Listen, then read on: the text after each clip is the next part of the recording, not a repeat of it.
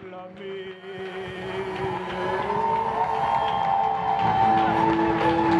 Oh, acclamer.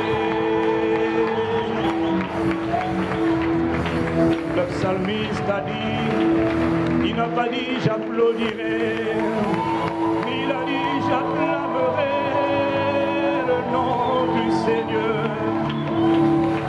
Il y a quelqu'un avec moi qui n'a pas envie d'applaudir, mais qui a envie d'acclamer. Acclamer le nom du Seigneur, vous tous les peuples, vous toutes les ethnies, vous toutes les tribus, vous toutes les langues, vous toutes les communautés. Il a dit acclamer les montagnes, les collines, les fleuves, les lacs, les étangs, les océans. Acclamer le nom de l'Éternel, le nom du Seigneur. Il a dit acclamer, acclamer, pas applaudir, non, mais pousser les clameurs, pousser les clameurs, en l'honneur de son nom. Acclamer, Dieu est bon, acclamer, poussons des cris de joie, acclamons. Oh, allons, quelqu'un acclame. Je célébrerai, j'acclamerai. Dans ma chambre, j'acclamerai. Sur la route, j'acclamerai. Oh, dans mon lit à l'hôpital, j'acclamerai. Alors que je fais juste un tour. Partout où je suis, j'acclamerai. Je célébrerai le nom du Seigneur en tout temps. Et sa louange sera toujours dans ma bouche. Je me suis levé ce matin. Le souffle de vie était en moi. J'acclamerai. Je n'attendrai pas mon voisin ou ma voisine, mais je célébrerai à toi la louange, l'honneur et la gloire. Magnifique Maître, nous te célébrons, nous te reconnaissons. Tes acclamations ne sont pas pour le pasteur, elles ne sont pas pour l'église, elles ne sont pas pour quiconque, mais elles sont pour le roi de gloire. L'Éternel est son nom, Jésus-Christ est son nom. Il est le Seigneur de gloire, il est digne de nos louanges. Il a dit que les bêtes des champs, que les animaux, que les minéraux, que les végétaux, que tous ceux qui respirent, que tous ceux qui vivent, louent le Seigneur, acclament le nom du Seigneur. Alors oui, c'est quelqu'un avec moi, acclame le nom du Seigneur.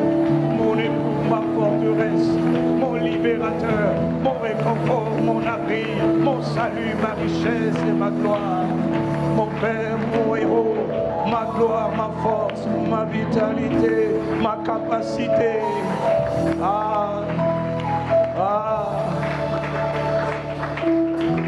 Seigneur notre Père et notre Dieu, nous te célébrons. Nous sommes honorés, nous sommes privilégiés de t'appartenir. Fiers, honorés, privilégiés de ce matin dans la maison du Seigneur. Nous aurions pu être ailleurs ce matin, mais il t'a plu dans ta grâce de nous faire l'honneur, le privilège et la grâce d'être là. Seigneur, merci, merci infiniment pour tout ce que tu es. Qu'est-ce que nous pouvions dire, qu'est-ce que nous pourrions dire pour te dire notre gratitude? Toi qui nous as donné, depuis le jour où tu nous as fait naître dans ce monde, qu'importe les conditions dans lesquelles nous sommes venus dans ce monde, ce qui importe, c'est que nous y sommes, nous sommes venus. Nous voulons te dire merci. Nous ne sommes pas des accidents de la nature, nous ne sommes pas des erreurs, nous ne sommes pas des dommages, non, absolument, Père. Nous sommes des êtres humains créés à l'image de Dieu, à la ressemblance de Dieu, notre Créateur, notre Père, notre rocher, notre nourrisseur, notre forteresse, notre libérateur, notre bouclier, notre protecteur, notre passion, notre obsession, notre détermination, notre motivation. Qui d'autre, Seigneur, est comparable à toi? Personne. Nous voulons te dire merci, nous voulons te dire notre reconnaissance. Tu es précieux pour nous, admirable Saint-Esprit, magnifique Esprit du Seigneur. Cher Saint-Esprit, Esprit du Dieu vivant, Esprit du Christ, Jésus de Nazareth, nous voulons te dire que tu es bienvenu. Nous voulons te dire que tu es précieux. Nous valorisons ta présence. Nous accueillons ta présence. Nous aimons ta présence. Nous chérissons ta présence.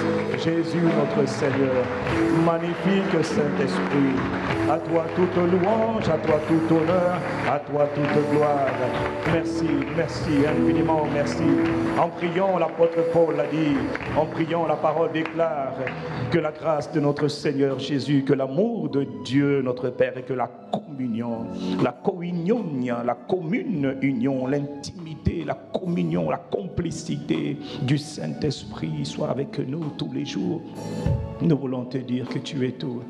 Tu es la personne la plus importante, pas seulement sur le Congo, mais sur toute la surface de la terre. Cher Saint-Esprit, magnifique Esprit du Seigneur, avant de partir, avant d'aller s'asseoir, après avoir accompli l'œuvre parfaite à la croix du Calvaire, Jésus nous a dit, moi je m'en vais au Père, mais je vous envoie mon Esprit, le Allos Parakletos, c'est-à-dire le consolateur, le stratège, le conseiller, le guide divin. Il ne sera pas seulement avec vous, mais il sera en vous.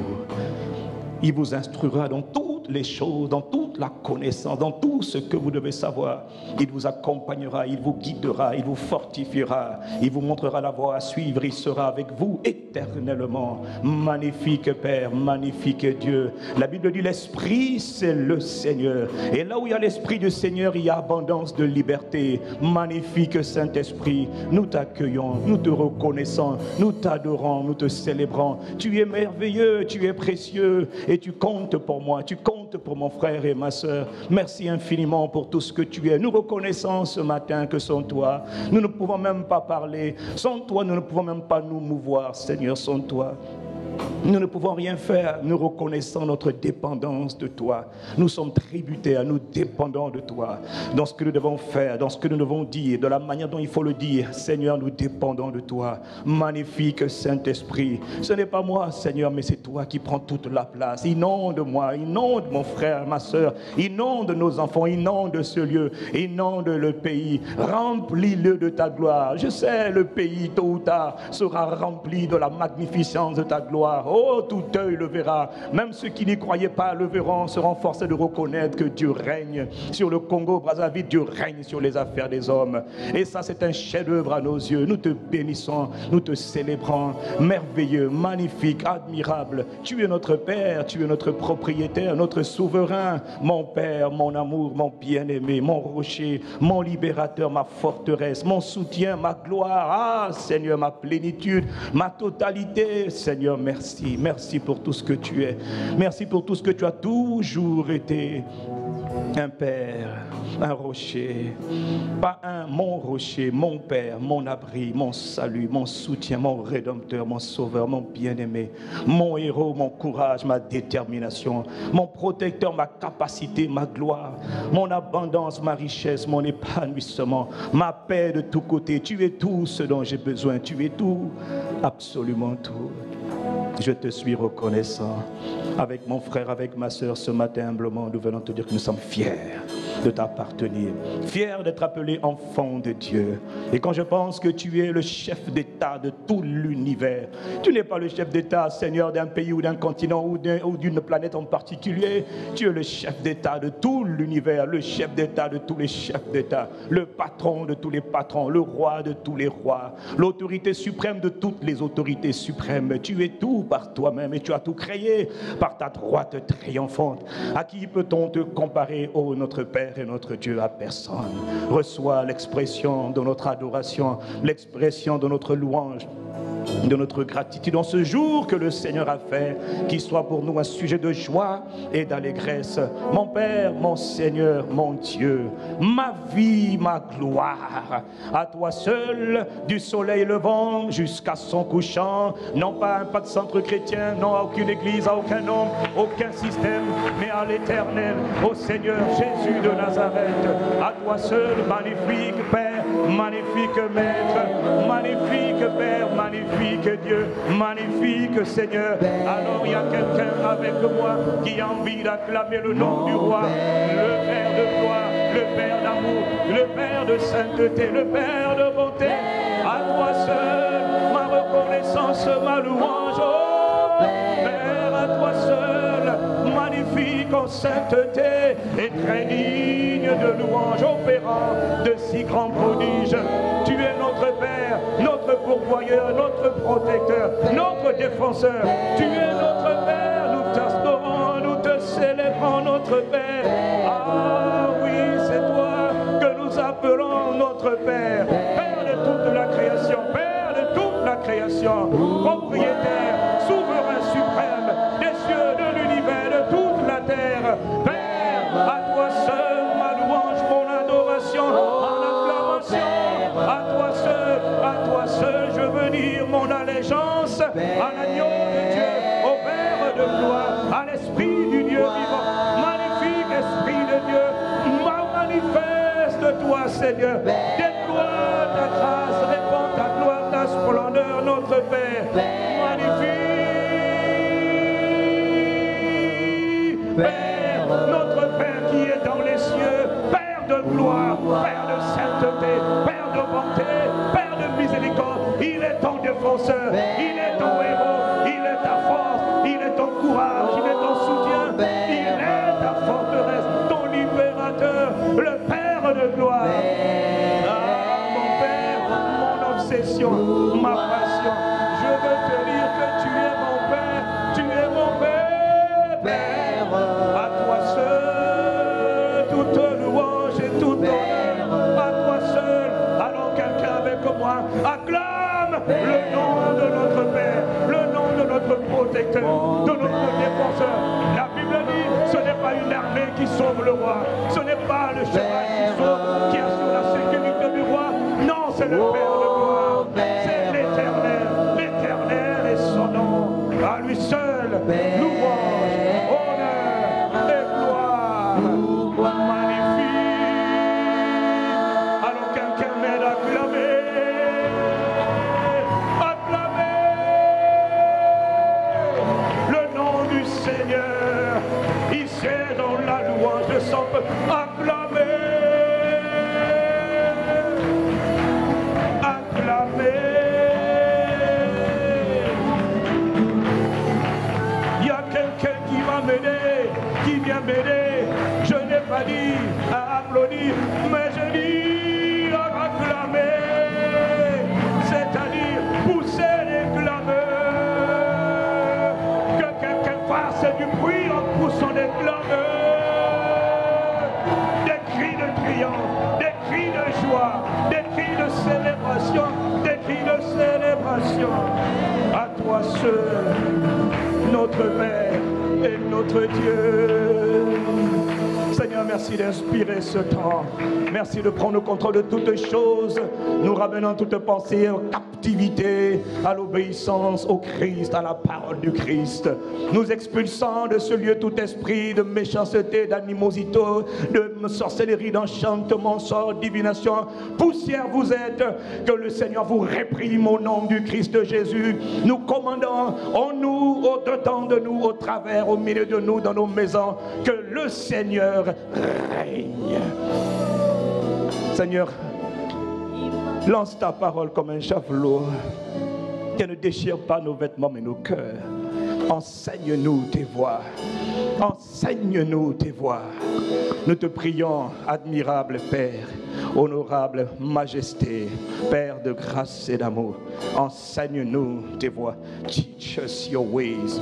Teach me your ways, that we may obey you, afin que nous obéissions à ta parole. Enseigne-nous tes voies. Parle à nos cœurs. Au nom de sa Majesté, l'Empereur, le souverain suprême de tout souverain, le roi des rois, l'Éternel, le Seigneur, le Christ Jésus de Nazareth. Père, nous t'avons prié avec un cœur reconnaissant. Quelqu'un dit un bon Amen. Quelqu'un dit un bon Amen.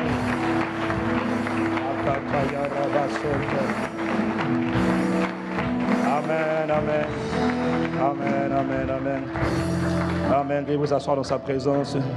Bienvenue à Impact Centre Chrétien. Bienvenue dans Une de nombreuses représentations diplomatiques du gouvernement des cieux, bienvenue dans le lieu où Dieu règne, où Dieu fait il fait des héros, il prend des héros plutôt, il les transforme en héros. Il prend des gens indifférents, minables, et il en fait des véritables hommes de valeur, des femmes de valeur, des champions de Dieu. Et c'est contagieux. Quelqu'un dit Amen. À force de côtoyer des poulets, tu vas devenir comme un poulet. À force de côtoyer des aigles, tu deviens comme un aigle. Tu t'élèves et tu voles très haut et très loin. Quelqu'un dit Amen. Fais attention là où tu vas. Ici, il y a un pas de centre chrétien, c'est dangereux. Ton voisin que tu vois là, qui sait ce qui sera demain? Et qui sait d'ailleurs toi ce que tu seras demain? Donc dis-lui que tu es ravi d'être honoré. Plutôt tu es honoré d'être assis à mes côtés. Dis-le lui avec sincérité. Non, parce qu'il y en a, dis-lui tu es honoré d'être à mes côtés là. Tu sais qui je suis? Sais-tu qui je suis? Demande-lui, tu sais qui je suis?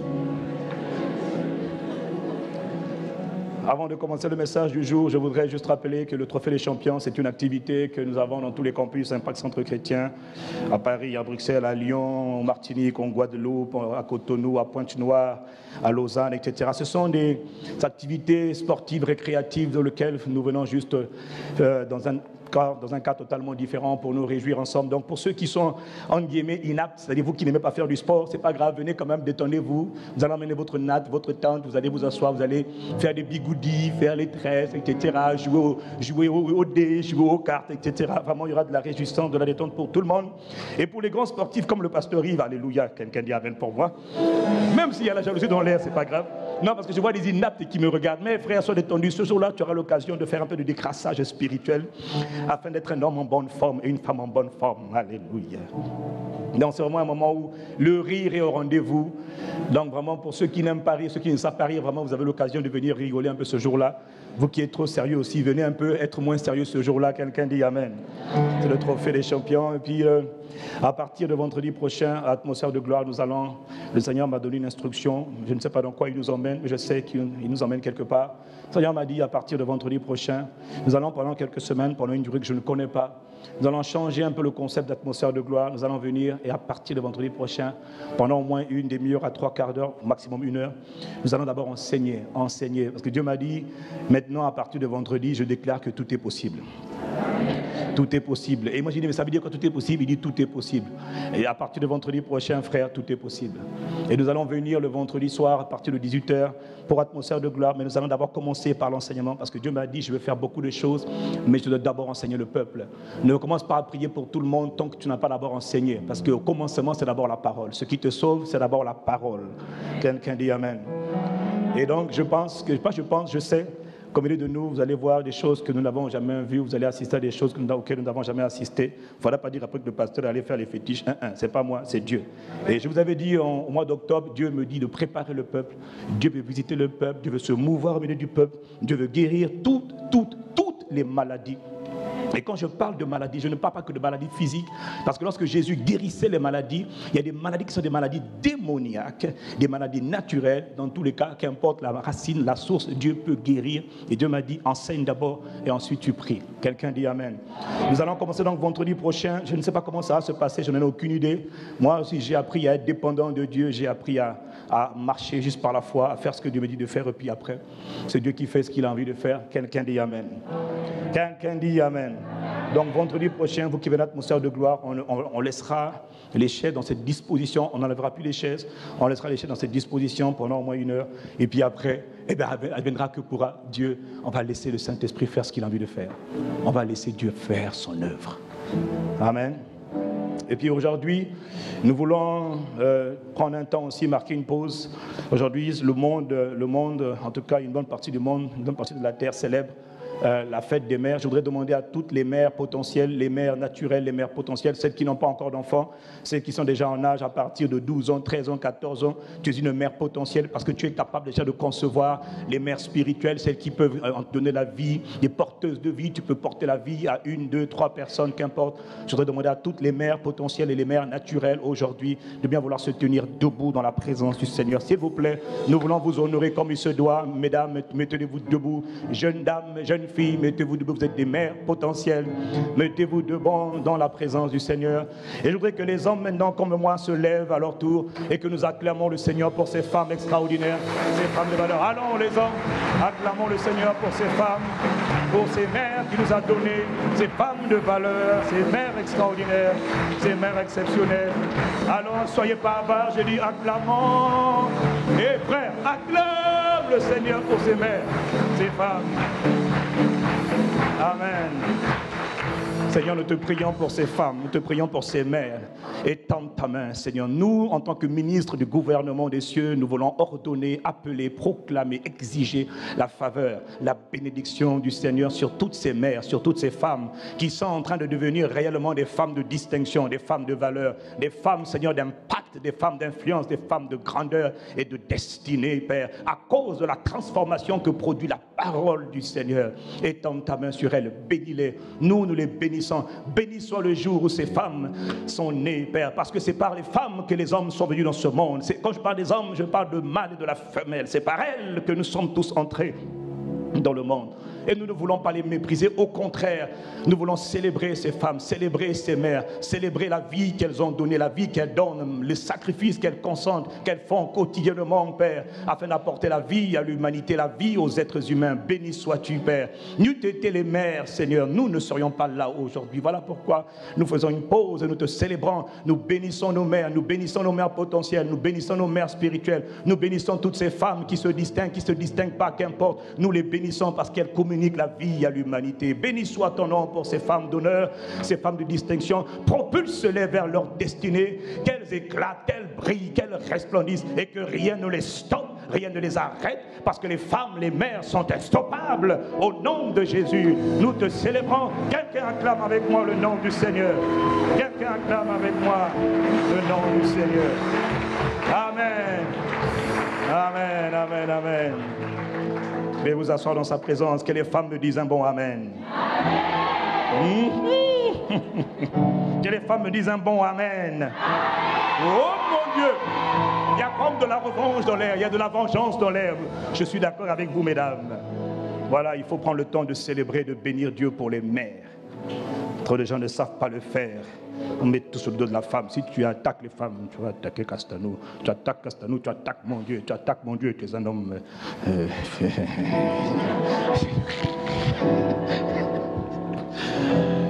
Nous continuons ce matin notre série, 4e partie de ce message, de cette série Connaître Dieu. Nous n'avons pas terminé, bien au contraire. Je pense que nous sommes encore là pour au moins 2 mois. Je sens qu'on a encore plusieurs semaines dans cette série Connaître Dieu. Aujourd'hui, nous commençons la 4e partie. Pourquoi connaître Dieu? Nous avons dit les dernières semaines, je vais rappeler brièvement, vraiment je prends mon temps. Quelqu'un dit Amen.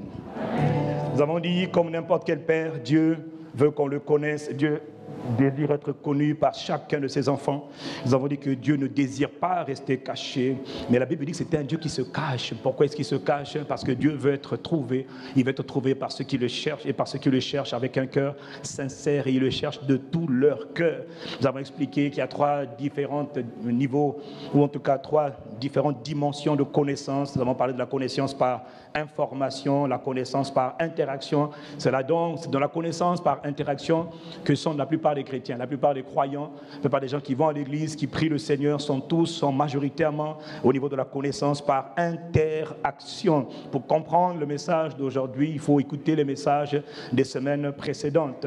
Et ensuite, nous avons parlé de la connaissance par intimité, par intimité. Nous avons dit que Dieu ne désire pas, mais Dieu ne veut surtout pas que tu aies de lui une connaissance par interaction, une connaissance acquise par une expérience, par l'expérience des autres. Dieu veut que tu aies ta propre expérience de lui, que tu bâtisses, que tu développes une relation personnelle avec lui et avec lui-même. Nous avons expliqué les dernières semaines que pour illustrer le genre d'union que Dieu attend de toi, de moi, de nous les êtres humains, Dieu a souvent utilisé l'image d'un couple marié, le mari et la femme. Et un de nos challenges, la raison pour laquelle nous n'arrivons même pas à comprendre ce genre de choses, c'est parce que la plupart de nous, la plupart des gens qui sont mariés ne sont pas vraiment fusionnels, ne sont pas vraiment épanouis, ne sont pas vraiment heureux, en harmonie harmonie, en osmose, en extase. Beaucoup de gens se tolèrent, mais il n'y a pas vraiment de complicité. Et notre but, c'est de restaurer la complicité pour ceux qui sont mariés conjugales, que ça sera plus facile pour vous de comprendre la complicité, la complicité spirituelle que Dieu attend de nous. Quelqu'un dit Amen. Donc, n'est pas la peine de taper ton mari ou ton épouse, elle ne t'a rien fait. C'est la parole de Dieu, suis seulement.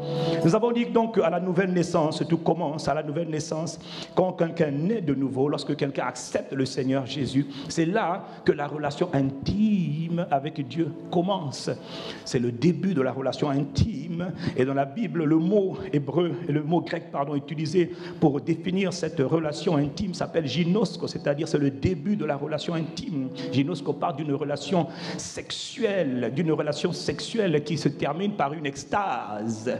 Et c'est cela, connaître Dieu. Nous avons expliqué que le début de la connaissance de Dieu, c'est donc le début de l'intimité lorsque je nais de nouveau. Mais une fois que je nais de nouveau, une fois que je rentre dans la relation intime, avec le temps, au fur et à mesure que le temps passe, tu es supposé nourrir la relation, protéger la relation, intensifier la relation, développer la relation. Et au fur et à mesure que tu développes la relation, tu ne restes plus au niveau de l'intimité, non, tu rentres dans ce qu'on appelle une intimité profonde, une intimité complète, une intimité entière. Et c'est cela que l'apôtre Paul appelle la connaissance épignosis ou encore épiginosko, quand on parle du verbe connaître. Quand on parle de la connaissance, on parle de épignosis. Quand on parle du verbe connaître, on parle de épiginosko. Oui, c'est le grec. Ce n'est pas le lingala ou le kikongo, mais ce n'est pas grave, c'est le grec. Alors, connaître Dieu, nous avons expliqué que c'est parvenir à développer, à maintenir, à protéger une relation entre Dieu et toi. Mais cette relation, nous parlons d'une relation qui se veut profonde, qui se veut entière, qui se veut complète, qui se veut pleine entre le Créateur et sa création, entre le Père et son enfant, ou entre la mère et son enfant. En l'occurrence, Dieu joue le rôle de père et de mère. Quelqu'un dit Amen. Porteur de vie, protecteur, nourrisseur, développeur. Nous avons donc expliqué que connaître Dieu, qu'est-ce que c'est connaître Dieu? Connaître Dieu, c'est développer cette relation intime, cette relation fusionnelle où Dieu contrôle ta vie, où Dieu gouverne ta vie, où Dieu, où tout ce que tu désires, c'est lui, où tout ce qui peut te satisfaire, ce n'est pas moi, ce n'est même pas ton conjoint, où tout ce qui peut te satisfaire n'est même plus ton conjoint. Quelqu'un me dit Amen. Où ce qui peut te satisfaire, c'est d'abord lui, le conjoint, mon épouse. Je suis un homme extrêmement amoureux depuis 19 ans de ma femme, très bien, mais la réalité, c'est que ce qui peut me contenir, me satisfaire pleinement, c'est d'abord Dieu. Et c'est de lui que je reçois ma source. Quelqu'un dit Amen. Nous avons dit donc que cette relation intime, dans cette relation intime, tu apprends à poursuivre le cœur de Dieu, tu apprends à chérir le cœur de Dieu. Tu ne cherches pas la main du Seigneur, tu ne cherches plus les bénédictions du Seigneur, tu ne cherches plus les grâces du Seigneur, tu cherches le cœur du Seigneur, le cœur de Dieu, le cœur de Dieu. Connaître Dieu. Quand Dieu te parle donc de le connaître, toutes les fois que dans la Bible Dieu te parle de le connaître, il te parle donc d'avoir avec lui une relation fusionnelle, passionnelle, intense, complète, entière, pleine.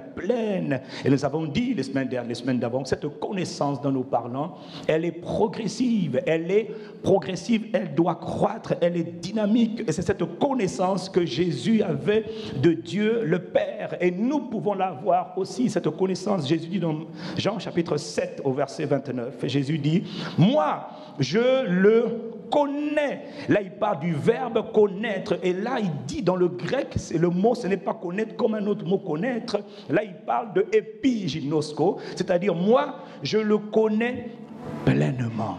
Moi, je le connais entièrement. Moi, je le connais en profondeur. Moi, je le connais. Dis à ton voisin, tu dois connaître Dieu. Nous voyons Jésus faire tout ce qu'il a fait. Nous entendons parler des miracles. On lit tous la Bible, on voit tout ce que Jésus a fait, des choses extraordinaires. Jésus a fait des exploits, des choses merveilleuses.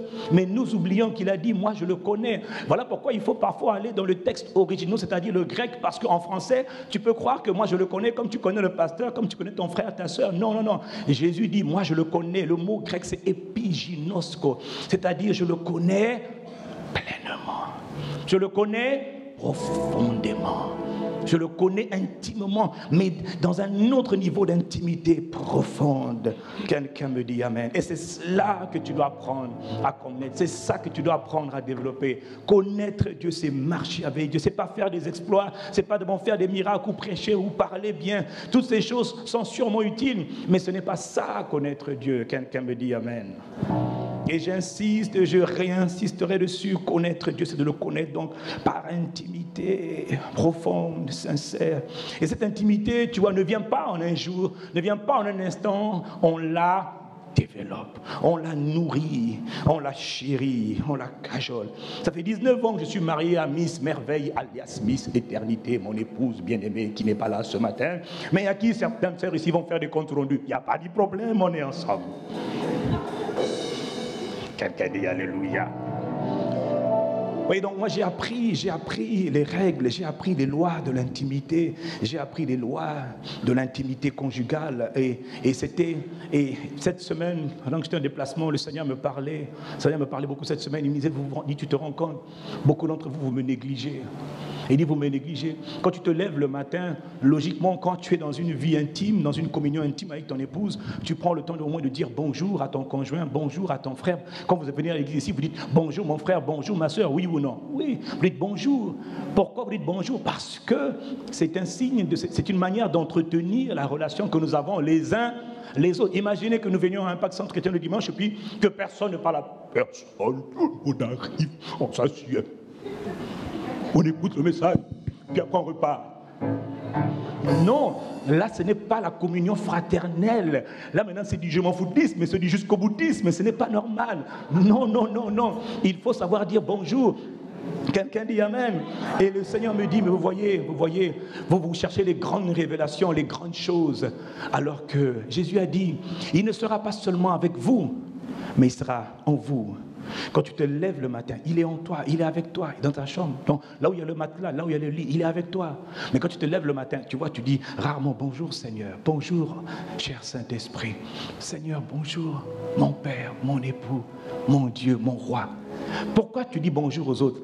C'est une manière inconsciente de nourrir, de développer la relation. Quelqu'un me dit Amen. Amen.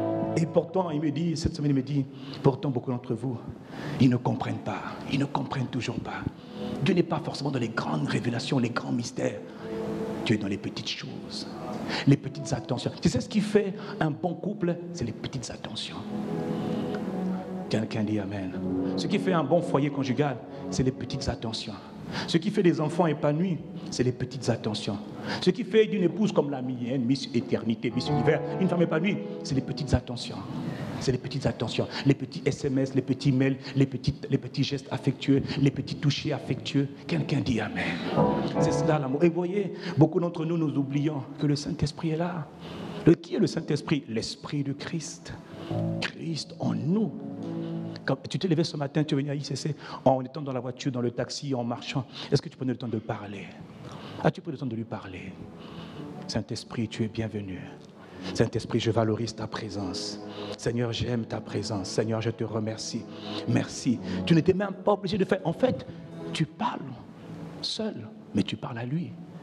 Et c'est ça qu'on appelle entretenir la relation, nourrir la relation, préserver la relation. Tu ne te lèves pas pour dire « Oh, éternel Dieu de gloire, Dieu de puissance, Dieu de bonté, alléluia. Au nom de Jésus, je me suis levé et je lis les esprits mauvais, alléluia. » Ok, ça c'est pas mauvais. Mais, tu vois, tu as manqué quelque chose. La Bible dit, n'attristez pas le Saint-Esprit. Quelqu'un dit Amen. Tu peux faire toutes ces choses, mais avant de commencer à bombarder, parler, commence d'abord à parler à ton intime, à ton héros, à ta force, à ta source de vie. Parle-lui. Saint-Esprit, je te suis reconnaissant. Pendant que Prends la brosse à dents. Seigneur, je te suis reconnaissant. Je te célèbre. Je t'adore. Je te loue. Mon Père, mon Seigneur, mon Sauveur. Qu'est-ce que tu es en train de faire? Tu parles.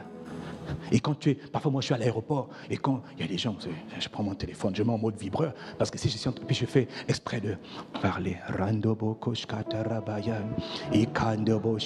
Je te célèbre, je t'adore, je t'exalte. On dit, il est en train de parler. Je me suis vibreur. Si tu ne mets pas sur vibreur, quand ça sonne là, on va dire, oh, mais qu'est-ce que. Mais il faisait quoi? Tu vois, non? Ou des fois même tu l'éteins. Pour être sûr qu'il ne va pas sonner. Tu fais ça pour ne pas paraître stupide aux yeux des hommes. Mais ce que tu fais est apprécié par Dieu. Parce que tu es en train de nourrir, de développer la relation avec le Créateur. Le Créateur vient habiter en toi. Mais tu le méprises. Tu dis, Saint-Esprit, je valorise ta présence. Je reconnais ta présence. J'aime ta présence. Merci pour ta présence. Merci d'être avec moi. Merci d'être pour moi. Merci de me conduire. Je vais aller chez ma tante aujourd'hui. Seigneur, merci. Pendant que tu vas, tu dis, Seigneur, merci. Remplis-moi de ta présence. Remplis-moi de tout ce que tu es. Possède-moi. Y a-t-il quelqu'un que tu veux toucher aujourd'hui par moi? Y a-t-il quelqu'un à qui tu veux parler? Parce que Dieu, quand il veut parler, il a besoin d'une bouche. Quand il veut toucher, il a besoin d'une main. Dieu est esprit. Et il vient habiter en toi. Il veut parler par toi. Il veut toucher par toi. Il veut consoler par toi. Il veut fortifier par toi. Il veut guérir par toi. Il veut encourager par toi. Il ne peut pas le faire lui-même. Il a besoin de toi. Est-ce que quelqu'un comprend? Et pour ça, frère, tu dois être connecté à Dieu. Il a besoin de ta sensibilité. Ce que je vous dis, c'est simple, mais c'est là le secret. Le secret, mon frère, ma soeur, écoute-moi, écoute. Dis à ton voisin, écoute-le. Est-ce qu'il a l'air distrait? Cogne-le. Pas trop fort. Ne règle pas tes comptes dans l'église. Doucement. Dis-lui, écoute-le. Frère, je te le dis. Vous savez, il y a des choses qui sont tellement parfois lourdes à dire pour moi, mais en même temps simples. Et quand j'insiste comme ça, c'est comme quand Jésus dit, en vérité, je vous le dis. Ça veut dire qu'il va dire une phrase qui est importante. Quand je dis écoute, c'est dans la simplicité que le Saint-Esprit est. Et c'est là que toi tu rates. Et tu viens le matin. Oh Dieu, au nom de Jésus, merci. Je prends autorité, je te rends grâce, je te célèbre. Ok, tout ça c'est bien. Mais avant ça, avant de faire ça, dis-lui d'abord, Seigneur, je te chéris. Je te remercie. Je suis reconnaissant. Je pense à toi, mon Père, mon trésor, ma vie, ma gloire. Je ne sais pas encore prier comme les autres peut-être, Seigneur, mais je te remercie. Tu es mon Dieu, tu es mon protecteur, tu es mon bouclier, tu es mon allégresse, tu es mon allégeance, tu es mon soutien. La nuit, je dormais, je ne sais pas qui a voulu me tuer ou pas, ou qui a voulu faire quoi que ce soit de mal. Mais ce matin, regarde, Seigneur, je respire, je te suis reconnaissant. J'aime ta présence. Dis-le lui. Dis-le lui. En faisant cela, tu es en train de le chérir. Tu es en train de le nourrir. Quelqu'un dit Amen.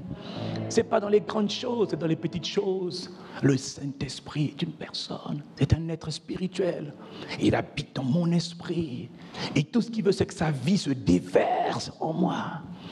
Notre problème, ton problème, et le problème de la plupart des croyants, c'est qu'ils négligent ce qui est là présent. Et ils cherchent ce qui est très loin.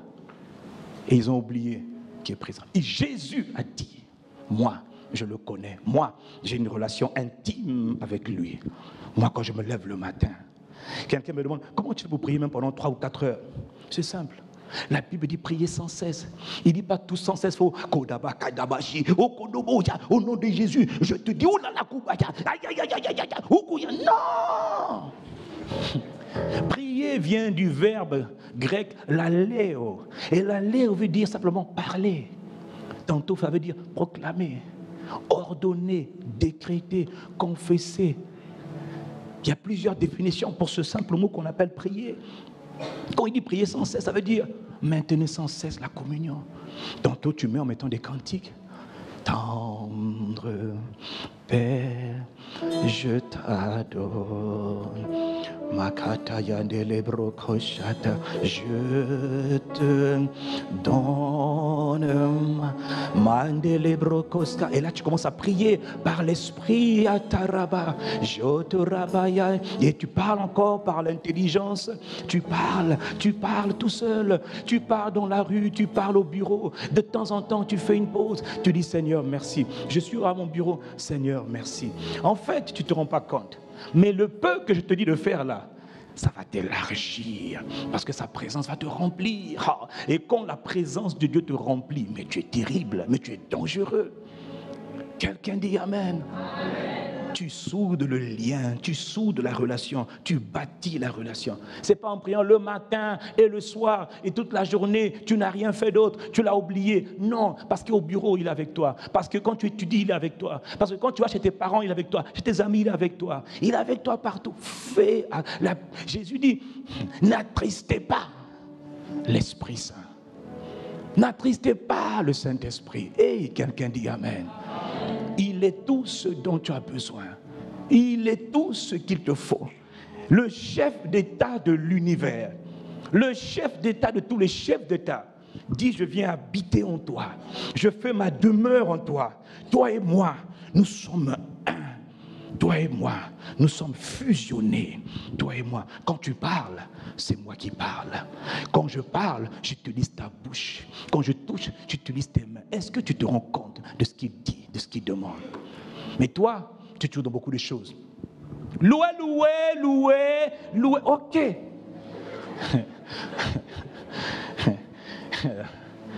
Quelqu'un dit Amen. Dis à ton voisin, tu dois connaître Dieu.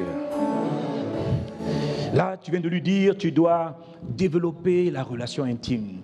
Il est important de savoir parler par l'esprit, prier par l'intelligence. Voilà pourquoi, par exemple, vendredi prochain, je crois, nous allons d'abord enseigner, après nous allons prier, parce que je veux que chacun de vous soit baptisé du Saint-Esprit.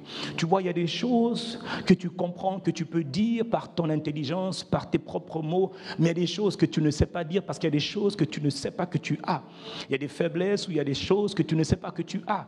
Mais l'Esprit sait, ton esprit sait. Et ton esprit et le Saint-Esprit sont un. Voilà pourquoi tu as besoin de prier en langue régulièrement, parfois en mettant des mélodies, parfois sans mélodie. Il y en a qui disent, j'attends que ça démarre. C'est pas vrai. L'esprit du prophète est soumis au prophète. Ça vient par toi. Tu commences. Mais qu'est-ce que je suis en train de dire? Le problème, c'est que tu essaies de beaucoup réfléchir alors que tu es un esprit. Tu oublies que tu es un esprit. Et ton esprit a besoin de parler parce qu'il y a des choses que tu ne comprends pas avec ton intelligence naturelle. Quelqu'un dit Amen. Mais ton voisin là, il veut toujours réfléchir. Non, moi je dois comprendre. Tu ne peux pas toujours tout comprendre. Voilà pourquoi il faut prier par l'esprit. Il faut chanter par l'esprit. Mais il faut aussi prier par l'intelligence. C'est-à-dire parce que tu comprends, parce que tu connais et tu maintiens la communion avec le Saint-Esprit. Oh, magnifique Saint-Esprit. Merci. Est-ce que tu sais que le mot merci, c'est un petit mot de 5 lettres, merci. Mais est-ce que tu sais qu'il a une puissance?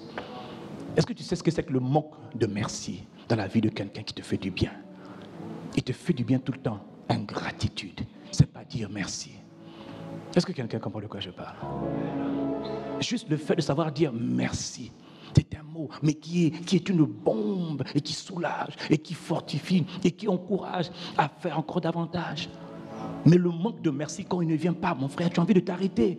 Toi-même, ta vie, quand tu donnes à quelqu'un, oh, mais tu vas où? Ça là, prochaine fois, on va voir. Pourquoi? Parce qu'il n'y a pas de gratitude. Quelqu'un dit merci, Saint-Esprit. Respire avec moi, dis-lui merci Saint-Esprit. Encore merci Saint-Esprit. Prends l'habitude de développer la relation avec le Saint-Esprit. Quelqu'un dit Amen. C'est cette connaissance intime, cette relation profonde, intimité profonde que Jésus avait développée avec le Père. Donc, si tu comprends ce que je dis, alors tu comprends que ce que Jésus a fait, tu dois pouvoir le faire. Parce que tu dois apprendre à marcher avec Dieu. Paul l'avait compris.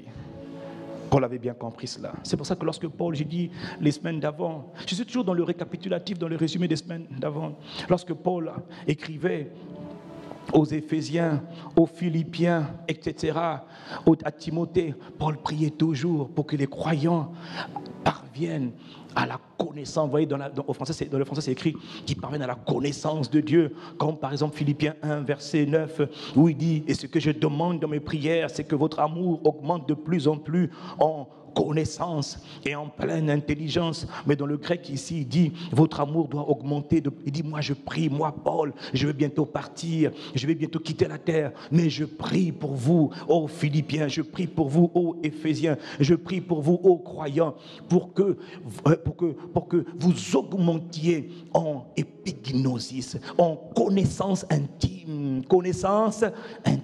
pour que vous croissiez dans l'intimité que vous avez avec Dieu. Ne vous contentez pas juste de faire des signes, des prodiges, c'est bien, mais ce ne sont pas des critères d'approbation de Dieu. Ce ne sont pas des choses qui prouvent que Dieu vous approuve. Quand tu es utilisé par Dieu, quand tu prêches, tu fais tout ce que tu veux comme miracle, c'est bien. Ça prouve que tu es utilisé par Dieu. Ça ne prouve pas que tu es approuvé par Dieu. On peut être utilisé sans être approuvé. Dieu fait don à qui il veut. Quelqu'un dit Amen. Mais Dieu n'approuve pas tout le monde. Dieu n'approuve pas tout le monde. Il y a des gens qui attristent le cœur de Dieu. Je viens, tout le monde est guéri, c'est bien. Mais Dieu regarde ton cœur. Dieu ne regarde pas tellement le message que je vous donne. Dieu regarde mon cœur à moi. Mes motivations à moi. Quelqu'un dit Amen. Je vais vous dire une chose. Le Seigneur m'a dit cette semaine, dis-leur, je vous dicte tout ce qu'on fait à l'église, les programmes, les atmosphères de gloire, les trophées des champions, les cours, les formations, tout ce qu'on peut faire ici, tout ce qu'on peut imaginer dans une église qu'on fait, ont pour seul but de permettre au peuple de Dieu de connaître Dieu.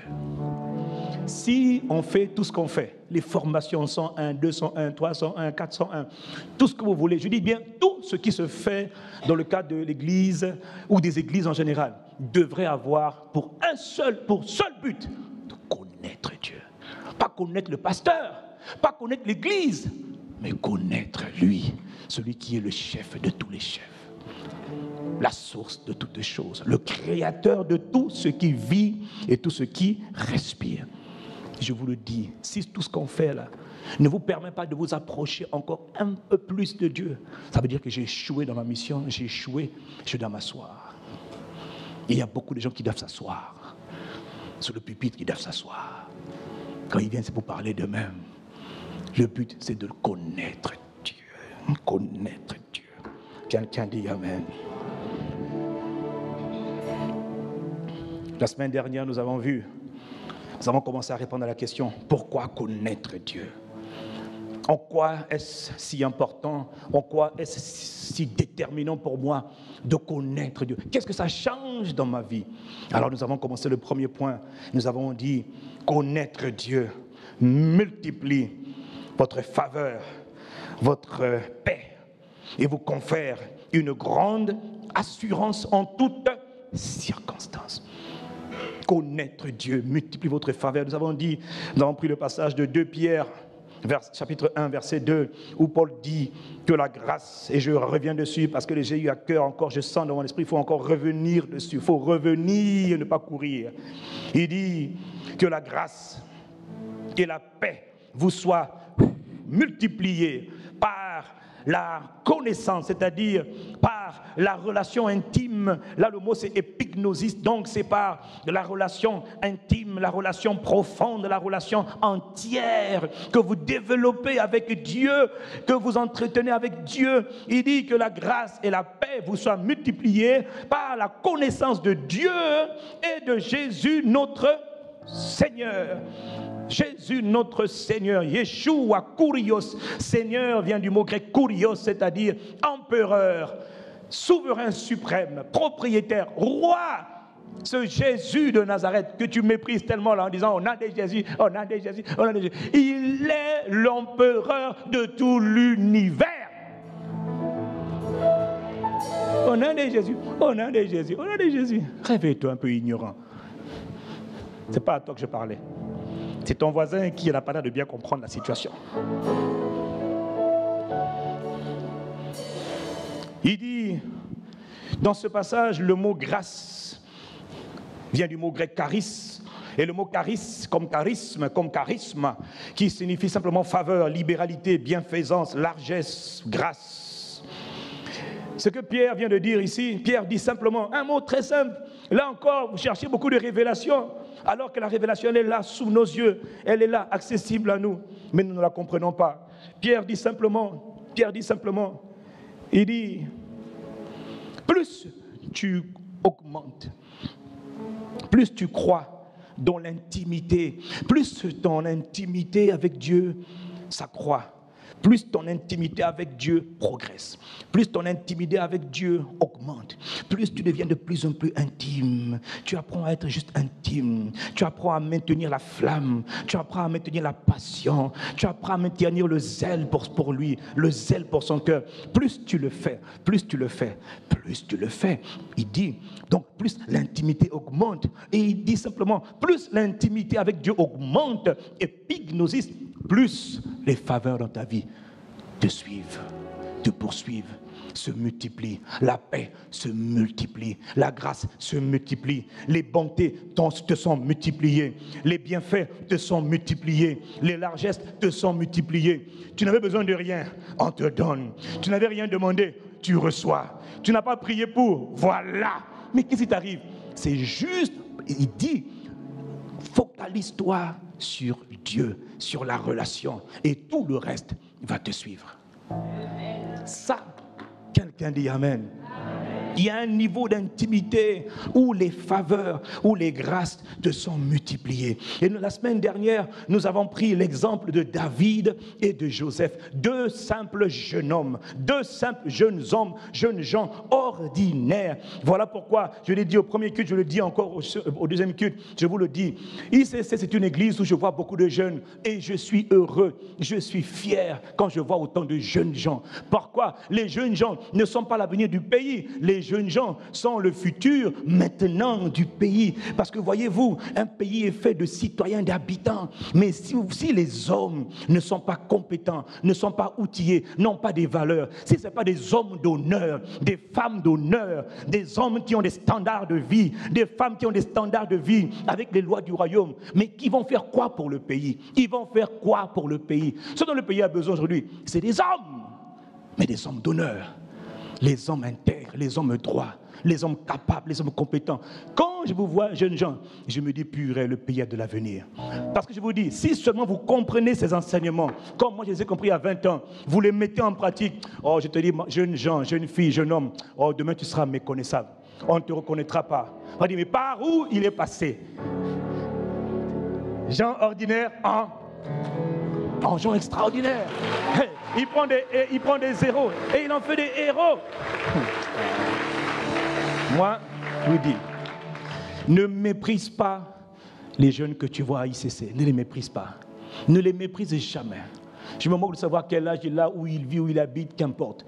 Ton présent n'a rien à voir avec ton futur. Attache-toi seulement à ce que tu entends. La parole de Dieu. La parole de Dieu. Frère, jeune homme, jeune fille, je te dis, regarde-toi. Quand je te vois, je commence moi-même à sourire. Je dis, hé, mon Dieu. Ah, quelqu'un dit Amen. Mais oui, nous avons pris la semaine dernière l'exemple de David et de Joseph, deux hommes ordinaires. L'autre était un berger, l'autre aussi était un berger, Joseph et David. Ils étaient des hommes de rien du tout. Mais Dieu en a fait un premier ministre de l'Empire égyptien, l'autre le roi de tout Israël, et le roi le plus grand, le roi le plus merveilleux que Israël n'ait jamais connu jusqu'à ce jour. Des hommes ordinaires. Je vous ai dit la semaine dernière que quand quelqu'un bâtit, développe une relation intime avec Dieu et qu'il progresse dans la relation intime, tu ne te bats jamais pour devenir quelqu'un. Tu ne te bats pas pour devenir une référence. Tu ne te bats pas pour un positionnement. Tu ne te bats pas pour avoir une faveur. Tu ne te bats pas pour avoir un accès. Les choses, toutes ces choses viennent à toi naturellement. Quelqu'un dit Amen. Tu ne forces rien. La popularité, si tu fais comme moi, tu la fouilles, malheureusement, des fois, elle va venir. Pas parce que tu la cherches, parce qu'elle te poursuit. Voilà pourquoi David, qui était l'intime de Dieu, il connaissait ces choses. Il ne forçait rien. Je vous ai dit la semaine dernière, David ne forçait rien. Joseph ne forçait rien. Ils avaient juste une attitude de cœur, de disposition de cœur vis-à-vis du cœur de Dieu qui les distinguait. Quelqu'un dit Amen. Avec Dieu, tu ne forces rien. Voilà pourquoi David a dit, la grâce, le bonheur et la grâce me poursuivront tous les jours de ma vie. Il n'a pas dit certaines saisons.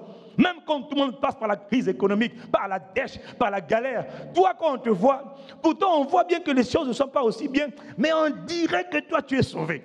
Toi tu arrives à échapper à la misère, à la crise. Comment tu fais? Tu dis, frère, moi je ne cherche, écoutez, je ne cherche jamais ni positionnement, ni accès, ni faveur. Non, parce que parmi nous il y a des hommes d'affaires, ils disent, papa donne-moi, donne-moi, donne-moi, donne-moi. Mais donne-moi quoi papa? Demande à Dieu. Cherche Dieu. Oui, oui, tu n'aimes pas ce que je suis en train de dire. Dis à ton voisin, détends-toi. Je vais vous dire une chose. Des fois, moi, ça me fait mal parce que je vois des gens qui viennent me voir. Oh, pasteur Yves, comme toi, tu es chrétien, moi aussi, je suis chrétien. J'ai une entreprise chrétienne. Il n'y a pas d'entreprise chrétienne. Il n'y a aucune entreprise chrétienne. Il n'y a qu'une entreprise dirigée par un citoyen du royaume. L'entreprise n'est pas chrétienne. Quelqu'un me dit un bon amen. Ah, quelqu'un me dit un bon amen. Et il se bat, il dit non, vraiment Dieu m'a mis à cœur de venir te voir pour te demander une faveur. Je dis, mes frères, le même Dieu qui t'a parlé, moi aussi dois me parler. Pour l'instant, il ne m'a rien dit. Passe ton chemin, frère, on est ensemble, passe. Mais passe, non, mais ne force pas, passe. Le problème, c'est que beaucoup forcent. Et puis tu envoies SMS, sans toi je suis mort. Ah, là, vraiment frère, là tu es vraiment mort. Parce que là, si c'est ça, là, tu meurs. Ce n'est pas que je ne veux pas, c'est juste que je veux juste que les gens apprennent à connaître Dieu. Si il est le roi, s'il est le chef d'État, pas du Congo, pas des États-Unis, pas de la Chine, mais de tout l'univers, et que tu as sa faveur à lui, réfléchis une seconde. Si déjà tu es le chouchou du patron, du chef d'État de notre pays, est-ce que tu penses que, franchement, quand tu galères là, il va te laisser galérer? Si tu es son chouchou, pas un problème, ou un cancer, ou un pouls. Non, parce qu'il y en a qui sont des souffres-douleurs. Si tu es son chouchou, écoute, chouchou, ça veut dire celui qui fait l'âge. Quand il te voit, il est content. Tu n'as même pas besoin de demander. Il te donne, oui ou non. Et le chef d'État de tout l'univers te dit juste, intéresse-toi à moi, cherche-moi, fais-moi plaisir. Fais de moi tes délices, je te donnerai tout ce que tu veux. Tout ce que tu veux là, je te donnerai. Et toi, tu passes ton temps à harceler le pasteur, pas moi en tout cas, mais bon, hein, les assistants pasteurs, les frères, donne-moi, papa. Mais des fois, c'est de l'ignorance, parce que tu ne connais pas Dieu. C'est-à-dire que, dis à ton voisin, il faut aller plus loin encore, plus loin. L'intimité, il faut encore aller plus loin. Non, ce que je vous dis là, je sens que ça ne vous fait pas plaisir. Et ça me fait plaisir. Parce que là-bas, c'est là. Mon frère, là-bas, c'est là. Ah, Seigneur. Mon peuple périt par son manque de connaissance. Nous allons continuer donc aujourd'hui. Deuxième raison pour laquelle il faut connaître Dieu. Connaître Dieu te rend libre de toute forme d'esclavage. Connaître Dieu te rend libre de toutes les formes d'esclavage.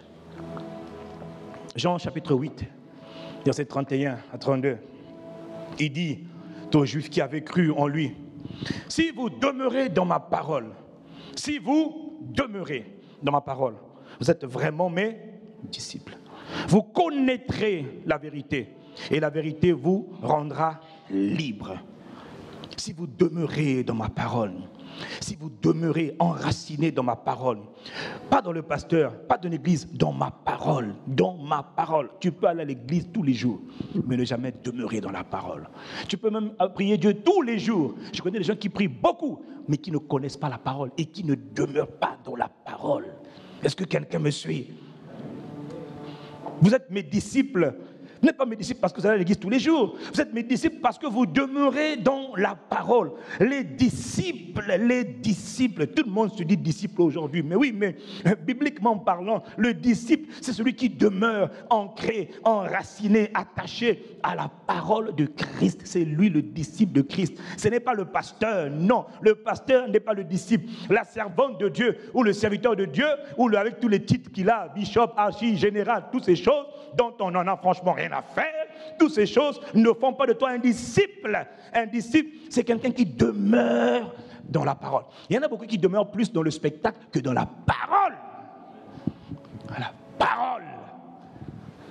La parole.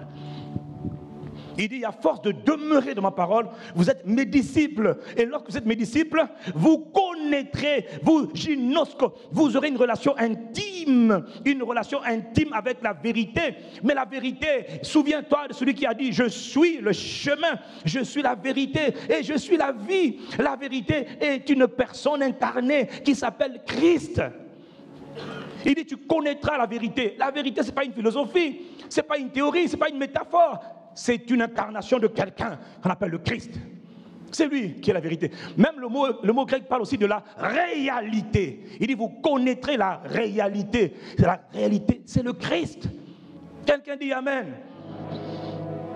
Il dit, et le Christ que tu connais, la vérité que tu connais, ou encore la sagesse, ou encore la vie, ou encore le chemin que tu connais, tout ça c'est Christ.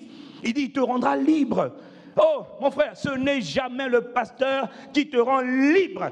Il peut être oint, il peut avoir l'onction pour guérir toutes les maladies de la terre, pour chasser tous les démons du monde, pour prophétiser toutes les bonnes choses, pour prêcher tous les meilleurs messages. Ce n'est jamais le pasteur qui te rend libre, c'est le Christ qui te rend libre. Quelqu'un dit Amen. Oui, ça semble évident pour toi, mais parfois ton voisin, il a tendance à confondre les choses.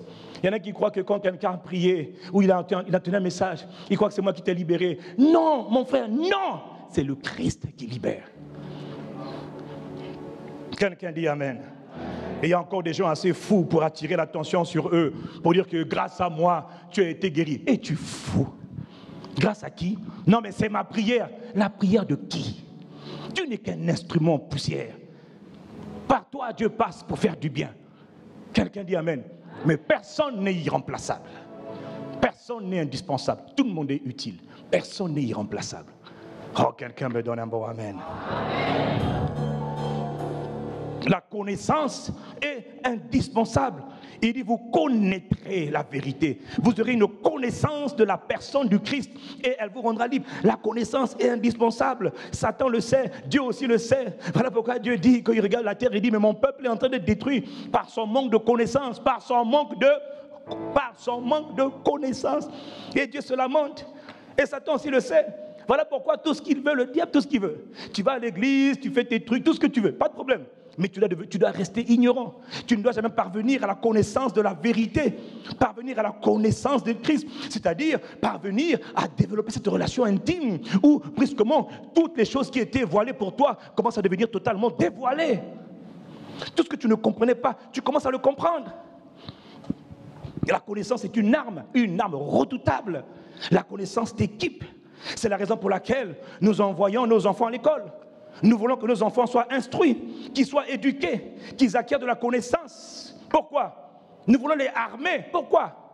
Parce que demain, il y a des défis. Demain, il y a des challenges. Demain, il y a des enjeux. Quelqu'un dit Amen. Il faut équiper les enfants. Il y a des mamans, il y a des papas qui se battent parce qu'ils n'ont rien.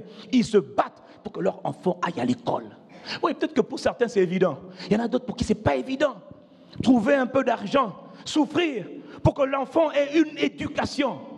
Béni soit Dieu pour ses pères et pour ses mères qui payent un prix très lourd pour que les enfants aient l'éducation, la connaissance, l'instruction. Oh, quelqu'un me dit Amen ici. Voilà pourquoi. Pourquoi? Parce que la vie, il y a des défis, il y a des enjeux, il y a des batailles. Et il faut préparer, il faut équiper les gens à affronter la vie. Priver une personne de connaissance, c'est la rendre vulnérable. Priver quelqu'un de connaissance, c'est faire d'elle faire d'elle un esclave. Tu fais de quelqu'un qui est à la merci des autres. Priver quelqu'un de connaissance, c'est le détruire, mais à petit feu, pas immédiatement. Prive quelqu'un de connaissance. Écoutez-moi. Privez le peuple de connaissance, vous détruisez le peuple. Voilà pourquoi il faut tout mettre en place pour que le peuple soit éduqué, instruit dans les voies qu'ils doivent suivre.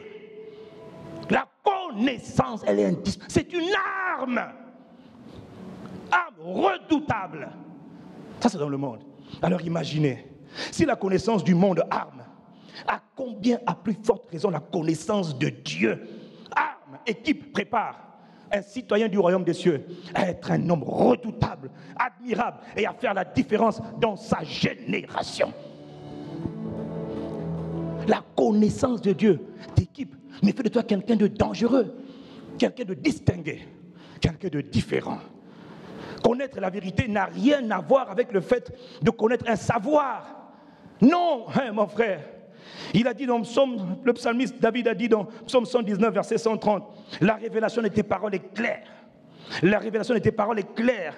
Elle illumine, elle donne du discernement, de la compréhension, de l'intelligence aux simples ou aux humbles ou à ceux qui n'ont pas d'expérience. La connaissance, c'est quoi recevoir, connaître la vérité? C'est recevoir une lumière, illumination dans ton esprit. Bingo! Je comprends. Je comprends maintenant. Est-ce que quelqu'un me suit? Tu comprends que tu comprends que tu comprends. Il dit cette connaissance-là te rend libre. Et tu dis maintenant, je sors de là. Maintenant, ça suffit. Il faut que ma vie change. J'étais ignorant, c'est vrai. Mais maintenant, je viens d'acquérir de la connaissance. La connaissance de la vérité. Au contact de Jésus-Christ. Frère, les gens étaient libérés. Les gens étaient libérés de toutes les formes d'esclavage. Les gens étaient libérés.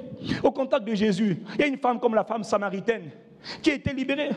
Une femme qui vient de la ville, Jésus s'arrête au niveau d'un puits. Il voit une femme samaritaine. Il commence à parler avec elle. Mais à son contact, il transportait la présence. Il était en communion avec Dieu. Elle sentait qu'elle pouvait s'ouvrir à lui. Elle sentait qu'elle pouvait parler avec lui. Elle sentait qu'il était différent. Et puis Jésus lui dit, mais toi tu as eu 5 maris. Il dit, comment tu sais? Il dit, oui, tu as 5 maris. Ah, mais tout le monde dans la ville l'appelle comme la femme avec 5 maris. C'est le mari Gilbert de 2013. En 2014, on ne sait pas qui va venir. Elle a déjà 5 maris. Gars, c'est beaucoup. Sa réputation était gâtée. Sa réputation était entachée. Elle vivait rangée dans la honte. Mais tu sais quoi? Au contact de Jésus, cette femme a été restaurée, elle a été libérée. Elle a perdu son complexe de honte. Elle a dit, venez voir. Elle a eu le courage d'aller parler dans toute la ville de Samarie. Elle allait faire l'évangéliste. Venez voir. J'ai quelqu'un qui m'a dit tout ce que j'ai fait. Il est merveilleux, il est différent, il est exceptionnel. Il a dit, tous ont commencé à courir. Ils sont venus, ils ont vu Jésus. Mais c'est elle, par elle, cette femme qui avait 5 maris, que beaucoup méprisaient, beaucoup avaient catalogué. Cette femme-là, Dieu s'est servi d'elle pour aller emmener toute une ville au pied du Seigneur. Et réveille-toi. Les hommes que nous on a catalogués, Dieu les prend. Les femmes que le monde a rejetées, Dieu les choisit. Quelqu'un dit Amen. Elle était libre. Libre. Oh, mais toi qui as 5 femmes là, toi qui as 5 maris là, après, maintenant, je suis sûr qu'après ça, elle a dû ranger sa vie parce qu'elle a rencontré le Christ. Quelqu'un me dit Amen. Hey, au contact de Christ, les gens comme les prostituées. Marie Magdala était une prostituée. D'ailleurs, c'est une des rares dont on donne le prénom. La prostituée. Quand on la voyait, c'était la prostituée. La prostituée. On l'a cataloguée comme étant la prostituée. Mais au contact de Jésus, elle a été libérée. Elle aussi vivait dans la honte. Mais elle, avec Jésus, elle a compris que son passé n'est pas obligé d'être son présent ou son futur. Elle a compris que sa vie peut compter de nouveau. Elle a compris qu'elle peut mettre sa vie en ordre. Marie de Magdala a été connue par la suite pour être une femme, celle qui portait, elle était parmi celles qui soutenaient financièrement le ministère de Jésus. Et elle assistait de leurs biens. Celle qu'on avait dit prostituée, Dieu a dit, ok, je te destitue de la prostitution, je t'institue citoyen du royaume, tu seras avec moi. Elle était avec Jésus. Quelqu'un me dit Amen. Oui, oui, oui. Ah, mais elle, c'est une prostituée, hein, ne peut pas la toucher. Ok, Dieu la touche. Est-ce que quelqu'un me suit? Au contact de Jésus, il y a une femme qu'on appelle la femme adultère. Vous voyez, c'est terrible dans la Bible. Il y a même des gens on ne connaît pas les prénoms. L'autre, on sait que c'est Pierre, Jacques, Philippe, Barthélemy. Mais il y en a qui ont des problèmes. On les appelle par leurs problèmes. C'est quoi son prénom? On ne sait pas. C'est la femme adultère. Un jour, frère, cette femme-là, écoutez, on l'attrape en flagrant délit d'adultère. Tous les vieux tous les gars de la ville. Maître, nous avons surpris cette femme en flagrant délit. C'est fini. On t'a eu. La Bible dit, ils amenaient devant la femme. D'ailleurs, on ne sait pas où était le mari, où était l'homme. Parce que quand il y a l'adultère, il y a l'homme et la femme. Ils ont pris la femme. L'homme était où? Et ils amènent sur Jésus. Seigneur, cette femme-là, elle était en... c'est fini, on l'a eu. On l'a attrapé avec le gars. Et puis, la Bible dit, Jésus écrit par terre. Il est en train d'écrire. Qu'est-ce que tu as fait? La Bible dit qu'elle doit être lapidée. Jésus écrit. Il leur laisse le temps de réfléchir. Et ils sont en train de s'exciter là. À mort, à mort, à mort. Jésus est en train d'écrire par terre. Et puis, la Bible dit, il dit, bon, ok, que celui d'entre vous, qui est sans péché, jette la première pierre. Mais, ça, dans le français, quand vous étudiez la version grecque, c'est pas ça qu'il dit. La version grecque dit que celui de vous qui est sans péché et qui n'a jamais goûté, qui n'est jamais monté sur elle, jette la première pierre. Mort! Mec, attendez. Il a dit quoi? Non, il dit celui de vous qui est sans péché, mais qui n'est jamais monté sur elle, jette la première pierre. Et la Bible dit, il se pencha de nouveau, il continue à écrire. Bon, pendant qu'il commence à écrire, la Bible dit, le plus vieux, le coco, grand-père, le premier d'abord, prend la pierre. Ma tête, il y avait un gros caillou. Il laisse la pierre. Il s'en va. Ensuite, le mini coco. Donc, avec 90 ans, maintenant 70 ans. Lui, le vieux a laissé la pierre, qui est fou. Lui aussi, il laisse la pierre. Jusqu'au plus jeune, il laissait tous les pierres. Il y en avait qui avaient des graviers, des rocs, selon leur force. Il laisse la pierre.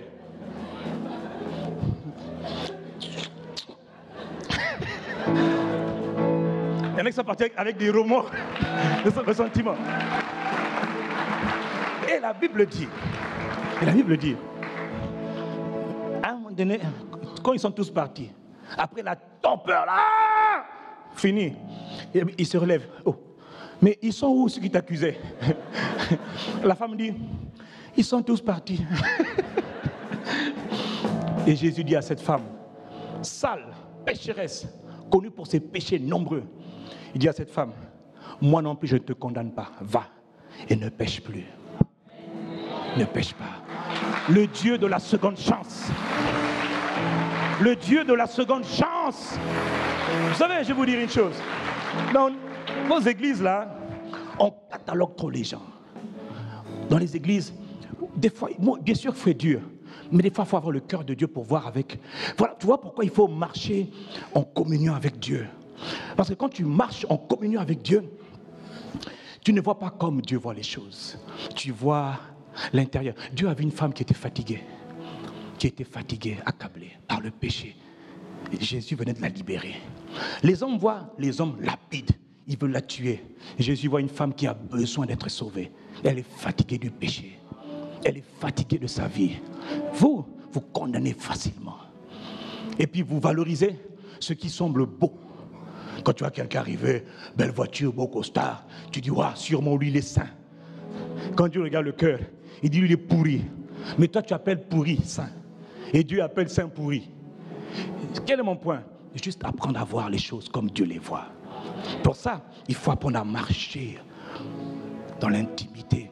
Parce que tu vois, quand tu marches dans l'intimité avec le Saint-Esprit, il va te montrer ce qu'il faut faire par rapport à certaines situations. Il va te montrer même parfois le cœur des gens. Est-ce que quelqu'un me suit? Il y a des gens qui te voient et te disent, oh, mon frère, ma soeur, on dit quoi? Tu es toute belle là, tu es rayonnant, mon frère. Et quand tu es en communion avec le Saint-Esprit, tu sens la voix qui te dit, il est hypocrite. Toi, tu dis, oh, on dit quoi? Ok, merci monsieur, merci, dégage. Minus, dégage, dégage. Mais tu ne peux pas tout dire, mais tu comprends juste que tu ne dois pas t'ouvrir à cette personne parce qu'elle n'est pas sincère avec toi. Ce qu'elle dit n'est pas aligné avec ce qu'elle pense dans son cœur. Bon, laisse tomber, vis encore. Quelqu'un dit amen. Quel est mon point? Au contact du Christ Jésus, les gens étaient libérés. Cette femme a été libérée d'un passé qui était lourd. Elle était libre. Quelqu'un dit amen. Connaître Dieu te délivre de l'esclavage. Si tu es encore esclave, bien-aimé, d'un vice, d'une mauvaise habitude, d'un péché, écoute-moi. Si tu es encore attaché, tu es encore lié, contrôlé par certaines mauvaises habitudes, il y en a qui appellent ça péché mignon. Tu vois, non? Ça, c'est mon petit péché mignon. Il n'y a pas de péché mignon. Il y a le péché, un point, un trait. Quelqu'un dit amen. Si tu es encore contrôlé par ces choses, ces mauvaises habitudes, tu démontres simplement que tu ne connais pas Dieu. Mais oui, non, mais oui, tu es en train d'apprendre à le connaître. Mais tu n'as pas encore atteint la dimension où ces choses-là te lâchent. Elles ne te touchent plus, elles ne t'affectent pas, elles ne te contaminent pas. Est-ce que quelqu'un me suit? Parce que connaître Dieu, ou encore connaître intimement la vérité, c'est-à-dire le Christ, te libère de toutes les formes de complexes d'infériorité, de supériorité. Il y en a qui se croient supérieurs aux autres. Il y en a qui se croient inférieurs. Beaucoup se croient inférieurs aux autres. Moi, je ne suis pas encore, je n'ai pas de poste, je n'ai pas de fonction, je n'ai pas étudié. Frère, tu es quelqu'un. Tu as reçu Christ, tu es quelqu'un. Tu es quelqu'un. Tu es important. Quelqu'un dit amen. Si tu n'étais pas important, le sang de Dieu n'aurait pas été versé pour toi. Il a versé son sang pour toi. Tu es quelqu'un. Dis à ton voisin, je suis quelqu'un. Dis-lui, je suis quelqu'un. Donc arrête ton complexe d'infériorité. Si tu as encore un complexe d'infériorité, tu te sens encore parfois inférieur aux autres, tu ne connais pas encore Dieu. Tu ne connais pas encore Dieu. Comme pousse encore dans la relation. Tu ne connais pas. Si tu te sens supérieur aux autres, et il y en a vraiment qui se sentent super. Oh, il y en a qui ont le complexe de super. Alors, mon titre de archibishop, archi-général apôtre, je suis au-dessus de la mêlée. Le peuple est en bas, moi je suis en haut. Je parle à Dieu. Si tu te penses supérieur à cause de ça, tu ne connais pas Dieu. Tu ne le connais pas. Quelqu'un me dit un bon amen. Il y en a qui ont toujours le sentiment de petitesse, sentiment d'impuissance. Moi, je ne suis pas puissant. Moi, je suis incapable. En fait, je te parle de tout ce qui est sentiment un peu bizarre, là, tu vois, négatif. Petitesse. Moi, je suis rien. Moi, je n'ai pas, tu sais, moi, je n'ai pas étudié dans la vie. Hein. Et alors? Qui t'a dit que le fait de ne pas avoir étudié fait de toi quelqu'un de petit? Tu vois, Bill Gates, là, l'homme le plus riche du monde, le patron de Microsoft, l'homme le plus riche du monde, lui aussi, hein, on l'avait sorti du système scolaire. Soi-disant, c'était un échec. Il était illettré parce qu'il bégayait à l'époque. Il bégayait quand il était petit. Bill Gates, l'homme le plus puissant du monde aujourd'hui, il bégayait. Et on l'a sorti, à l'époque, ils étaient impitoyables. Ils l'ont sorti du système éducatif. Et sa mère, elle a récupéré. Oh, béni soit Dieu pour les mamans. Hey, Seigneur. Sa mère l'a récupéré. Sa mère lui a dit, mon fils, ils t'ont sorti de l'école. En vérité, il dit, il dit, non, mon fils. Tu sais pourquoi tu bègues? Parce que tu es trop intelligent. Ton cerveau tourne tellement vite que ta bouche a même du mal à suivre. Donc, tu es trop intelligent. Tu es trop intelligent. Écoutez, attendez. Elle a dit à Bill Gates, elle a dit, cette mère célibataire aux États-Unis, elle a dit à son mari, tu es tellement intelligent. Comme étant sorti de l'école, tous les jours disaient, tu es intelligent, tu es capable, tu es le meilleur, tu es mon fils, tu es le meilleur. Vous savez quoi? Il a cru, non parce que l'école avait dit, mais ce que sa maman lui disait. Le gars, il était tellement devenu confiant à cause des encouragements de sa mère. Tu vois, la parole l'a nourri de confiance en soi. Il dit, ok, on m'a mis dehors de l'école. Comme je vais plus à l'école, il étudiait par correspondance, mais en même temps, il passait son temps à bricoler les petits ordinateurs. Il bricolait avec un ami Steve Jobs. Il bricolait. Frère, bricolage là, aujourd'hui, ça vaut des milliards de dollars. Et pendant ce temps, les docteurs en informatique, docteurs, PhD, doctorat, masterat, licença, thésard, Niaiserie. Le gars, il galère. Le gars, il voit clair. Le gars, il est puissant. Quand toi et moi, on prend l'avion, on nous contrôle. Bill Gates, quand il arrive, on nous bouscule même à cause de lui. Écartez-vous. Laissez passer monsieur Bill Gates. Il est en polo. Il n'est pas en costard. Il n'est pas en costard, cravate, chaussures Weston. Non, non, il est bien simplement. Hein. Le gars, il pèse de l'or, mon gars. Power. Power. Libéré du sentiment de petitesse. Dis à ton voisin, moi je suis quelqu'un. Dis-le. Ah! Qui t'a dit que tu as eu une erreur? Qui t'a dit qu'il faut te mépriser? Dis, je suis quelqu'un. Makata Yaraba Shanda. Connaître Dieu te libère. Ça te rend libre. Ah, comment vous dire? J'arrive même pas à vous le dire. Seigneur, tu es libre. Tu es libre. Moi, je sais ce que c'est. J'ai beaucoup étudié. Moi, j'ai beaucoup étudié. J'ai fait Polytechnique. Mais après Polytechnique, là, frère, la galère dans laquelle je suis rentré là m'a fait oublier mes diplômes. On m'appelait le polytechnicien. Et Pasteur Abi, elle était major de sa promotion. Ingénieur aéronautique. Elle faisait des avions. Elle aussi, comme son mari. Galère, papa, galère, mon aîné, galère. Dans la galère. J'avais oublié mon titre. J'avais oublié. Et moi, j'avais besoin de ça. Parce que je devais apprendre que tout ce qui était pour moi comme des gains, en vérité, c'est de la boue. Ça ne vaut rien. Ça ne pèse rien. C'est rien. Oh, quelqu'un me dit Amen. Chacun de nous a son parcours. Ce qui est important, c'est que quand tu as un complexe, tu te sens supérieur ou trop supérieur aux autres, ce n'est pas bon. Tu ne connais pas encore Dieu. Quand tu te sens trop inférieur aussi, tu ne connais pas encore Dieu. Il faut être équilibré. Quelqu'un dit Amen. Quelqu'un me dit Amen. Ah, connaître Dieu te libère de l'emprise de n'importe quel péché. Quel est le péché qui peut te tenir lié? À moi, tu sais, c'est les femmes, j'y arrive pas. Frère, tu ne connais pas encore Dieu. Avance dans la relation. À moi, c'est les hommes, c'est dur. Tu ne connais pas encore Dieu non plus. Avance. Arrête de faire semblant. Avance seulement. Dis à ton voisin, avance. Avance dans quoi? La relation. Continue à nourrir la relation. Continue à chérir la relation. Quelqu'un me dit Amen.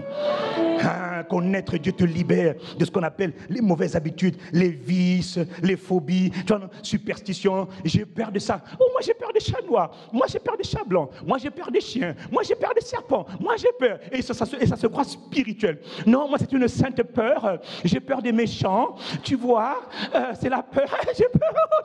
Niaiserie. Mais réveille-toi mon frère, tu ne connais pas Dieu. Ah! Tu ne connais pas Dieu.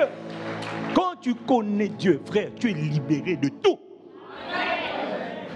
Péché mignon. Moi, tu sais, pasteur, en fait, je marche avec le Seigneur, mais j'ai un petit péché mignon, c'est mon petit copain. Tu vois, pasteur, mon petit copain s'appelle Jean-Luc. J'arrive pas, moi, c'est pas. Alors tu ferais que c'est pasteur, tu vois. Le Seigneur comprend ma misère. Hein? Ignorant de Zoba. Quelqu'un dit aïe. Quelqu'un dit aïe. Petit péché mignon. Alors moi, c'est mon copain. Et c'est ma copine. Non, pasteur, c'est ma copine, là. Ma petite amie, on va se marier bientôt. Bon, on couche ensemble pour l'instant, pasteur. On va régulariser demain. Ignorant. Non, pasteur, on couche, mais t'inquiète pas, on va se marier. Il appelle ça petit péché mignon. C'est l'enfer qui t'attend, frère. D'ailleurs, tu as déjà un pied dedans. Quelqu'un dit aïe. Connaître Dieu te libère de tout. De les addictions, les mauvaises habitudes. À l'époque, moi j'avais une mauvaise habitude. Bon, au début c'était le mensonge. Dieu m'en a libéré. Mais gars, j'allais à l'église, mais je mentais. Mon Dieu, je mentais. Je mentais grave. J'avais les clés de ma Clio. Je promène dans la rue, je dis ça c'est ma Mercedes. Juste pour paraître, hein, c'est une Mercedes. Quelle marque? Oh, c'est 550. Alors c'est une vieille petite voiture. Je mentais pour rien. Ça c'était il y a longtemps, hein.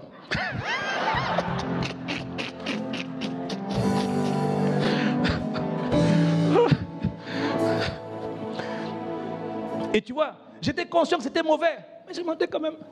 Bon, je ne suis pas arrêté là pour dire arrêtons de mentir, ne mens plus. Non, j'ai continué à développer ma relation avec Dieu. J'ai continué à chérir Dieu. Quand je montais, je me repentais. Et j'avançais. Je montais, je me repentais. J'avançais. Est-ce que quelqu'un me suit? Je n'étais pas découragé. Parce que je savais que c'était un vice. Mais on ne comprend pas le vice. On est là. Dis de mensonge, vérité. Au nom de Jésus, esprit de vérité, viens. Non, ça ne marche pas comme ça. Attache-toi seulement à Dieu. Attache-toi à connaître Dieu. Continue de laisser la parole être semée en toi. Petit à petit. Jour après jour. Tu vas voir à un moment donné. C'est moi qui montais avant. Oh, mais pourquoi? Tu as été libéré. Tu as été libéré. Est-ce que quelqu'un me suit? C'est comme à l'époque. J'étais tellement passionné de Marseille. J'avais une phobie, c'était Marseille, l'Olympique de Marseille. Bon, les femmes, vous ne connaissez pas, c'est pas grave. Marseille. J'ai été passionné de football. J'ai joué pour le football. J'étais comme tous ces gens-là qui supportent le foot, qui jouent pour le football, mais qui sont des spectateurs. Ah, Zoba, Marc, Di. C'était Marseille. Et vous voyez, des fois, quand il y avait le culte, je me rappelle au début de ICC, Agassi. Moi, on avait tous nos challenges. Toi, tu n'as pas eu de problème. Moi, j'en ai eu. Chacun de nous a eu ses challenges. Des fois, quand il fallait aller, les réunions de prière, c'était la Ligue des Champions. Le mardi soir ou le mercredi soir, il fallait faire un choix entre la Ligue des Champions et l'église. Et moi, tout de suite, j'avais mal au ventre. Aïe! Mal au ventre. Pasteur Divan m'appelle. Papier, tu es où? Je dis, ah, mon gars, le ventre coule là. Oh, je suis devant ma télécommande. Toi, tu n'as jamais menti. C'est pas grave. Nous, on est passé par là, on est sorti. Bon, toi, tu es où? Pas toi, ton voisin là, il est où? Et vous savez quoi? Avec le temps, j'ai changé. J'ai radicalement changé. Pourquoi? Parce que j'avais des faiblesses, mais je me concentrais plus sur la relation avec Dieu. Et ça, je vous dis, à un moment donné, tu ne peux même pas dire à quel moment ça a stoppé. Je ne peux pas vous dire. Tout ce que je sais, c'est qu'un jour, ça ne me disait plus rien. Ça ne me disait plus rien. Quand je les vois jouer, ça me dit... D'ailleurs, je ne suis supporter d'aucune équipe. D'aucune équipe, d'aucune discipline. Ça ne veut pas dire que je n'apprécie pas. Ça veut dire que quand c'est Dieu, Dieu est prioritaire. Mais ce n'était pas mon cas hier. Hier, je luttais. Est-ce que quelqu'un me suit? Ah, dis amen là, c'est toi là. T'inquiète pas, nous fûmes là. Nous fûtes. Quelqu'un me dit, ah bon, amen, et je continue. Eh, Seigneur, j'aime pas faire la moitié du message d'aujourd'hui. Connaître Dieu te libère de la crainte des hommes, de n'importe quel homme, quel que soit son rang, sa qualité, son grade, sa fonction. Tu respectes tout le monde, mais tu ne crains personne. Quelqu'un me dit un bon amen. Respecte tout le monde, mais ne crains personne. Je te le dis à toi parce qu'au Congo, ici, en Afrique généralement, on a toujours peur de ceux qui ont un rang supérieur. On a peur de ceux qui ont un titre élevé. On a peur, quand ils passent, tout le monde doit s'incliner. Et puis quoi encore? Tu n'as peur de personne, tu ne crains personne. Parce qu'en vérité, lui et toi, vous êtes pareil. Sauf que lui, il a un rang au-dessus. Tu le respectes, tu l'honores, c'est bien. Mais il ne te fait pas peur. Quelqu'un dit amen. Tu n'as peur de personne. Regardez les Néhémies, regardez les Moïse devant Pharaon, les Néhémies, regardez les Mardochée devant, comment on appelle, Aman. Regardez tous ces hommes qui avaient une connaissance intime de Dieu. Ils avaient peur de rien du tout, rien. Ils ne craignaient personne. Connaître Dieu intimement va te permettre d'avoir les yeux ouverts sur ton potentiel, sur tes potentialités, sur tes ressources, tes capacités, sur ton positionnement, ton héritage, ta puissance, ton autorité, etc. Connaître Dieu te rend libre de tout. Autrement dit, quand tu regardes ta vie, franchement, tu es libre. Tu n'envies pas les gens. Quelqu'un dit amen. Tu n'es pas envieux. Tu n'es pas jaloux, tu n'es pas amer. Quand tu connais Dieu, quand tu développes cette intimité de Dieu, frère, tu es tranquille. Tu n'as pas à souffrir parce que ils ont des grosses voitures, grosses maisons. Pourquoi eux? Non, ça c'est pas ton problème. Tu sais pourquoi? Parce que dans l'intimité de Dieu, tu apprends que tout ce qu'il a t'appartient. Tout ce que tu es lui appartient. Tout ce que le roi a est pour toi. Donc, quand ce n'est pas encore manifesté, tu dis, il n'y a pas de problème. Moi aussi, un jour, mon tour viendra. En attendant, je bénirai le Seigneur. Les autres réussissent, je bénis Dieu pour eux. C'est la bonne attitude de cœur. Il ne faut pas dire, non. Bénis Dieu pour ceux qui s'en sortent. Même s'ils s'en sortent en faisant le mal, bénis Dieu. Toi, ton jour viendra, tu devras faire le bien. Est-ce que quelqu'un me suit? Quelqu'un qui connaît intimement la vérité, c'est-à-dire Christ, ne peut pas, ne doit pas rester captif, prisonnier. La Bible dit que Dieu est lumière. Tu vois, et en lui, il n'y a pas de ténèbres. Plus tu avances dans la relation avec Dieu, plus tu t'approches de la lumière. Plus tu t'approches de la lumière, plus ta vie est exposée. Plus tes motivations profondes sont pesées, sont sondées. Tout ce que tu es. Il y a des choses que tu es, moi je ne sais pas. Même ton mari ou ta femme ne sait pas. Même ton meilleur ami, ta meilleure amie ne sait pas. Mais que Dieu sait. Plus tu t'approches de l'intimité avec Dieu, plus tu développes l'harmonie intime, l'osmose, la fusion avec Dieu. Plus tu avances, en vérité, tu avances vers la lumière. Et alors que tu fais tout pour le connaître, il va commencer à te révéler toi-même. Tu vas apprendre à te connaître toi-même. Beaucoup d'entre nous, nous ne nous connaissons pas nous-mêmes. Certains se surestiment, certains se sous-estiment. Parce qu'ils n'ont pas encore franchi le stade où la lumière de Christ brille sur eux et leur montre leur faiblesse. La Bible dit, si au jour de l'adversité tu faiblis, alors ta force était peu de choses. Pierre se croyait fort, le plus zélé. Ah, Pierre, avant que le coq ne chante, tu m'auras renié 3 fois. Oh non, pas moi, jamais. Je suis prêt à mourir pour toi. Pierre ne connaissait pas ses faiblesses. Il y a des choses que tu as, que tu ne sais pas. Il y a des handicaps que tu as, que tu ne connais pas encore. Voilà pourquoi tu as besoin de te rapprocher de la lumière. À la lumière, il va te révéler les ténèbres qui sont en toi. Est-ce que tu sais qu'il y a des choses que tu as fait dans le passé que tu ignores? Ou il y a des actes que tu as posés dans le passé dont tu es inconscient? Ou il y a des actes qui ont été faits pour ton compte dans le passé que tu ne connais pas? Mais ces choses sont révélées à la lumière de l'intimité de Dieu. Et tu vas apprendre à te connaître toi-même. On va y arriver. On va rester là plusieurs semaines. Parce qu'après ça, là, connaître Dieu, nous allons passer dans l'autre série. Connaître toi-même. Tu vas découvrir des choses graves sur toi. Pas ton voisin, toi-même. Oh, pas moi. Oh Seigneur, toi, Seigneur, sauve-moi. Délivre-moi de moi-même. Tu penses que David, qui a tué le mari de Bathsheba, David, l'homme au cœur selon Dieu, David, l'adorateur, l'intime de Dieu, David a quand même fait une chose grave. Tout ça pour une femme. Il a fait assassiner Uri, le mari de Bathsheba. Oh, David! Quand tu écoutes David, plus de 9 mois plus tard sont écoulés. David a fait assassiner le gars pour avoir Bathsheba, sa femme, mère de Salomon. Et David, le jour où Nathan vient lui dire, David, mais qu'as-tu fait? Et Dieu lui dit, voici, ainsi parle le Seigneur. Je t'ai donné tout, je t'ai pris de rien du tout. Tu n'étais rien, je t'ai élevé, je t'ai établi roi, je t'ai comblé. Il dit, je t'ai donné tout. Et en anglais, c'est... je t'ai donné, en anglais, on dit such and such. Ça veut dire, il commençait à citer tout ce que Dieu lui a donné. Et puis il dit, etc., etc. Tellement il y en avait beaucoup que Dieu a fait pour lui. Mais comment n'as-tu pas eu peur de porter la mort à ton serviteur pour sa femme? David dit, hé, qu'est-ce que j'ai fait? Est-ce moi qui ai fait ça?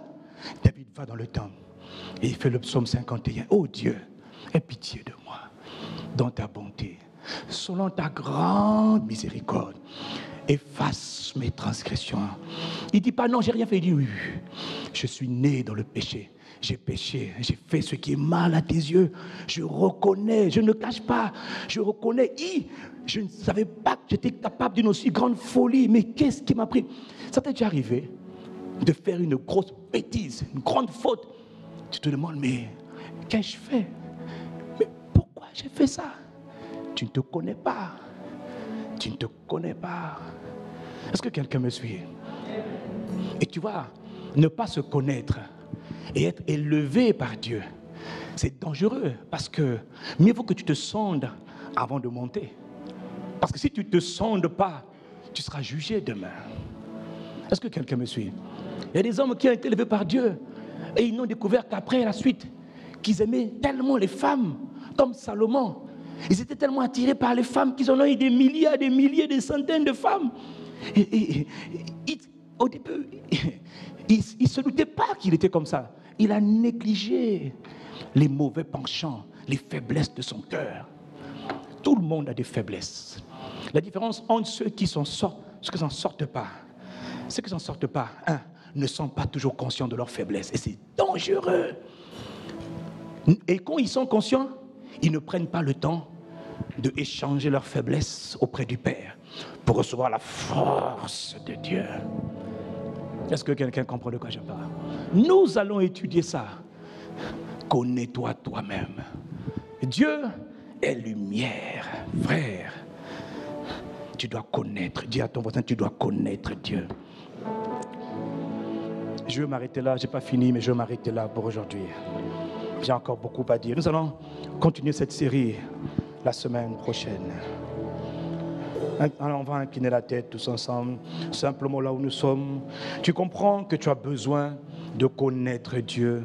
Tu as besoin de connaître l'intimité de Dieu. Tu as besoin de connaître le Christ. Tu as besoin de connaître le Christ. Hey mon frère, Christ est la vie recherchée de mon âme. C'est lui que je veux connaître. C'est lui que je veux toucher. Tu es le Christ. Tu es le Christ. Tu es mon Seigneur et tu es mon Dieu.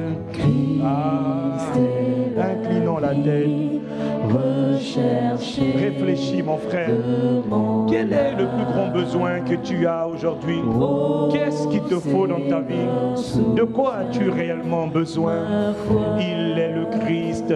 C'est lui qui t'a fait. Il est la parole de Dieu faite chair, incarnée, manifestée sur la terre des vivants.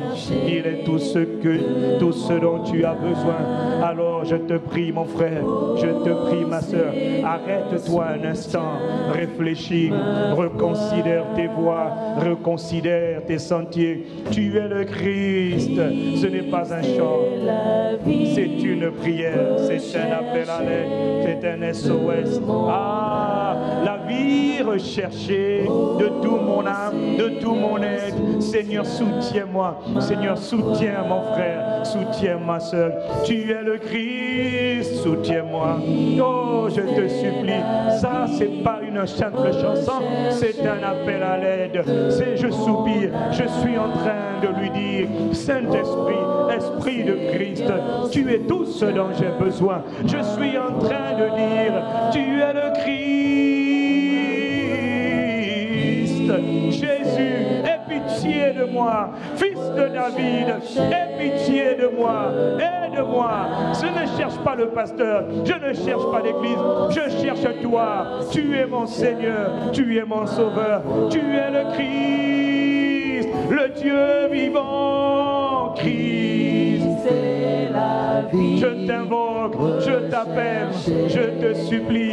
Tu es mon époux, tu es mon Dieu, tu es mon Sauveur. Jésus de Nazareth, je t'implore, aie pitié de moi. Tu es le Christ, Fils de David, aie pitié de moi. Je t'implore et je t'invoque. Magnifique Saint-Esprit de Christ Jésus. Ah Seigneur, nous voici. Oh Seigneur, fortifie-moi. Je veux te connaître. Je veux m'engager. Je veux aller plus loin dans l'intimité avec le Christ. Christ, il est la vie recherchée.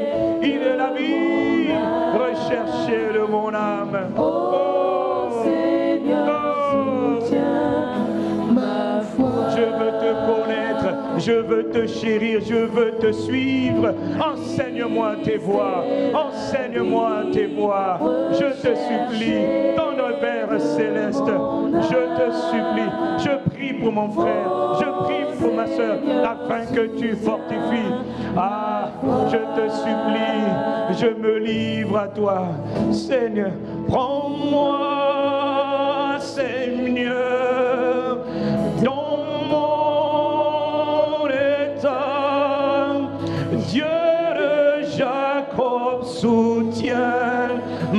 ma foi. Je t'en supplie, je m'humilie.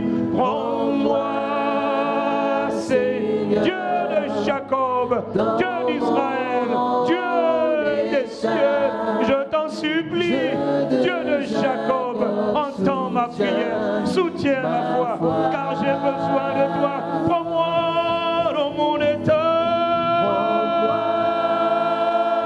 Prends-moi, Seigneur, dans mon... Je me livre à toi, Seigneur. Dieu, je veux te connaître. Je veux connaître Dieu. Je ne refuse d'être distrait. Je veux connaître. Prends-moi. Je me livre à toi. Je m'abandonne à toi. Jésus de Nazareth. Je me livre à toi. Soutiens-moi. Soutiens ton fils, ta servante, ton enfant. Soutiens-moi. Je m'humilie. Je te supplie. Dans mon état tel que je suis. Je me livre à toi. Tu es le Christ, aie pitié de moi, fils de David. Prends-moi, Seigneur, dans mon tel que je suis. Je ne résiste pas, je me livre, je m'abandonne. Esprit de Christ Jésus, je t'en supplie, prends-moi dans mon état tel que je suis. Je t'en supplie, Père. Je m'humilie, Père. Dans mon état. C'est un appel à l'aide. Je suis en train d'intercéder. Ça se passe entre Dieu et moi. Prends-moi. Ce n'est pas le pasteur. Il ne peut pas me sauver. Non, non, non. Le pasteur ne peut pas me sauver. Changerai ma vie. C'est ta parole. Je te supplie. Prends-moi encore une dernière fois. Prends-moi, Seigneur, dans mon état. Prends-moi, mon Seigneur et mon Dieu. Dans mon état, Je de Jacob soutiens ma foi. Mon frère, élève ta voix là où tu es. Élève ta voix et parle à ton Père. Parle à ton Père qui se tient juste là. Il est avec toi, il est en toi. Demande-lui la grâce de le connaître. Demande-lui la capacité de lui faire plaisir. Parce que tu as compris. Parce que je te dis, il n'y a pas de raccourci. Il n'y a que le Christ. Il y a le Père. Que la grâce et la paix dans ta vie te soient multipliées par la connaissance intime. Parle à ton Père, dis-lui simplement comme un fils parle à son père, comme un époux parle à son épouse. Dis-lui simplement combien tu as besoin, combien tu le veux, combien tu le cherches, combien tu le désires, combien tu as besoin de sa capacité, besoin de sa grâce, besoin de son courage, besoin de sa sagesse. Dis-lui simplement, invite-le, magnifique Saint-Esprit. Je te reconnais, nous te reconnaissons dans ce lieu, nous te supplions, Seigneur. Nous t'avons méprisé de tellement de manières. Nous t'avons rejeté. Nous t'avons même pas considéré. Tu vois, nous nous sommes levés le matin. Beaucoup d'entre nous, nous ne t'avons même pas parlé. Même pas salutation. Même pas que tu es précieux. Même pas dit que tu es important. Nous te supplions, magnifique Esprit du Seigneur. Nous voulons rattraper ces choses parce que tu es le Dieu de la deuxième chance. You are the God of the second chance. Oh God, have mercy unto us. Nous te prions, notre Père et notre Dieu. Nous nous livrons dans notre état. Nous te supplions, Dieu des cieux, Dieu et Père de notre Seigneur Jésus. Magnifique Père, nous te supplions et nous t'implorons et nous t'invoquons, Seigneur. À qui d'autre irions-nous, Seigneur? C'est toi qui as les paroles de la vie. C'est pour toi que nous sommes nés. C'est pour ton plaisir que nous sommes nés. Dieu de Jacob, Dieu de Moïse, et Dieu d'Abraham, et Dieu de notre Seigneur Jésus, Dieu de Paul, Dieu de Pierre. Oh mon Père, Dieu de mon amour, Dieu de ma passion, berger de mon âme, je te supplie, il faut que le peuple que tu t'es formé te connaisse. À quoi bon aller à l'église tous les jours si ce n'est pas pour devenir meilleur? À quoi bon prier si ce n'est pas pour te connaître encore davantage, te connaître un peu plus? Nous te supplions, magnifique, magnifique Saint-Esprit, nous te supplions, Seigneur, nous voici, nous te supplions, accorde-nous ta grâce, la grâce de te connaître, la grâce de connaître Dieu, la grâce de connaître Dieu. Accorde à mon frère, accorde à ma soeur, accorde à l'église, pas seulement ICC, mais accorde à ton peuple. Il y a un peuple là nombreux, très nombreux dans ce pays, qui ne te connaît pas encore, qui n'est pas encore revenu à la bergerie. Donc nous ne prions pas seulement pour nous qui sommes là, mais nous prions pour ceux qui sont au loin, pour ceux que nous ne connaissons pas encore, ceux qui ne nous connaissent pas encore. Nous prions pour ceux qui vont dans les églises, mais qui en sortent toujours ignorants parce qu'ils ne te connaissent pas. Ils connaissent à propos de toi, mais ils ne te connaissent pas intimement, personnellement, dans la fusion, dans l'osmose, dans l'extase de ta présence. Nous te supplions, accorde-nous la grâce de te connaître, notre Père et notre Dieu. À quoi bon faire semblant? À quoi bon mettre les masques si nos vies ne changent pas? Tu as dit, le peuple que je me suis formé publiera mes louanges. Mais comment publier tes louanges si nous ne te manifestons pas, si nous ne te démontrons pas à ce monde qui est perdu et qui a besoin, non pas des églises, la création au Congo. Le Congo n'attend pas la manifestation des églises, mais le Congo attend la manifestation des fils de Dieu, des technon-youos, des fils matures, des peuples de Dieu matures, sages, équilibrés, compétents, instruits, disciplinés. Un peuple attaché à Dieu. Voilà ce que le pays cherche. Pas des églises qui se multiplient, mais un peuple de gens matures, à l'image et à la stature du Christ, Jésus de Nazareth. Excellent Père de grâce. Comment le dire? Comment prier pour ce sujet? Il y a des sujets dont tu sais qu'il est dur pour nous d'en parler. Parce que, Seigneur, c'est juste simplement compliqué d'en parler. Nous n'avons pas la prétention de dire que nous connaissons. Nous te supplions. Nous ne connaissons rien, mais nous voulons connaître Dieu. Parce qu'en connaissant Dieu, nous connaissons tout. En connaissant Dieu, nous comprenons tout. Nous te supplions, excellent Père de grâce et d'amour. Je prie pour mon frère, je prie pour ma soeur, je prie pour ceux qui sont au loin, notre Père qui est dans les cieux. Que dans toute l'étendue du territoire congolais, tu sois reconnu comme Dieu, le seul, l'unique et le véritable.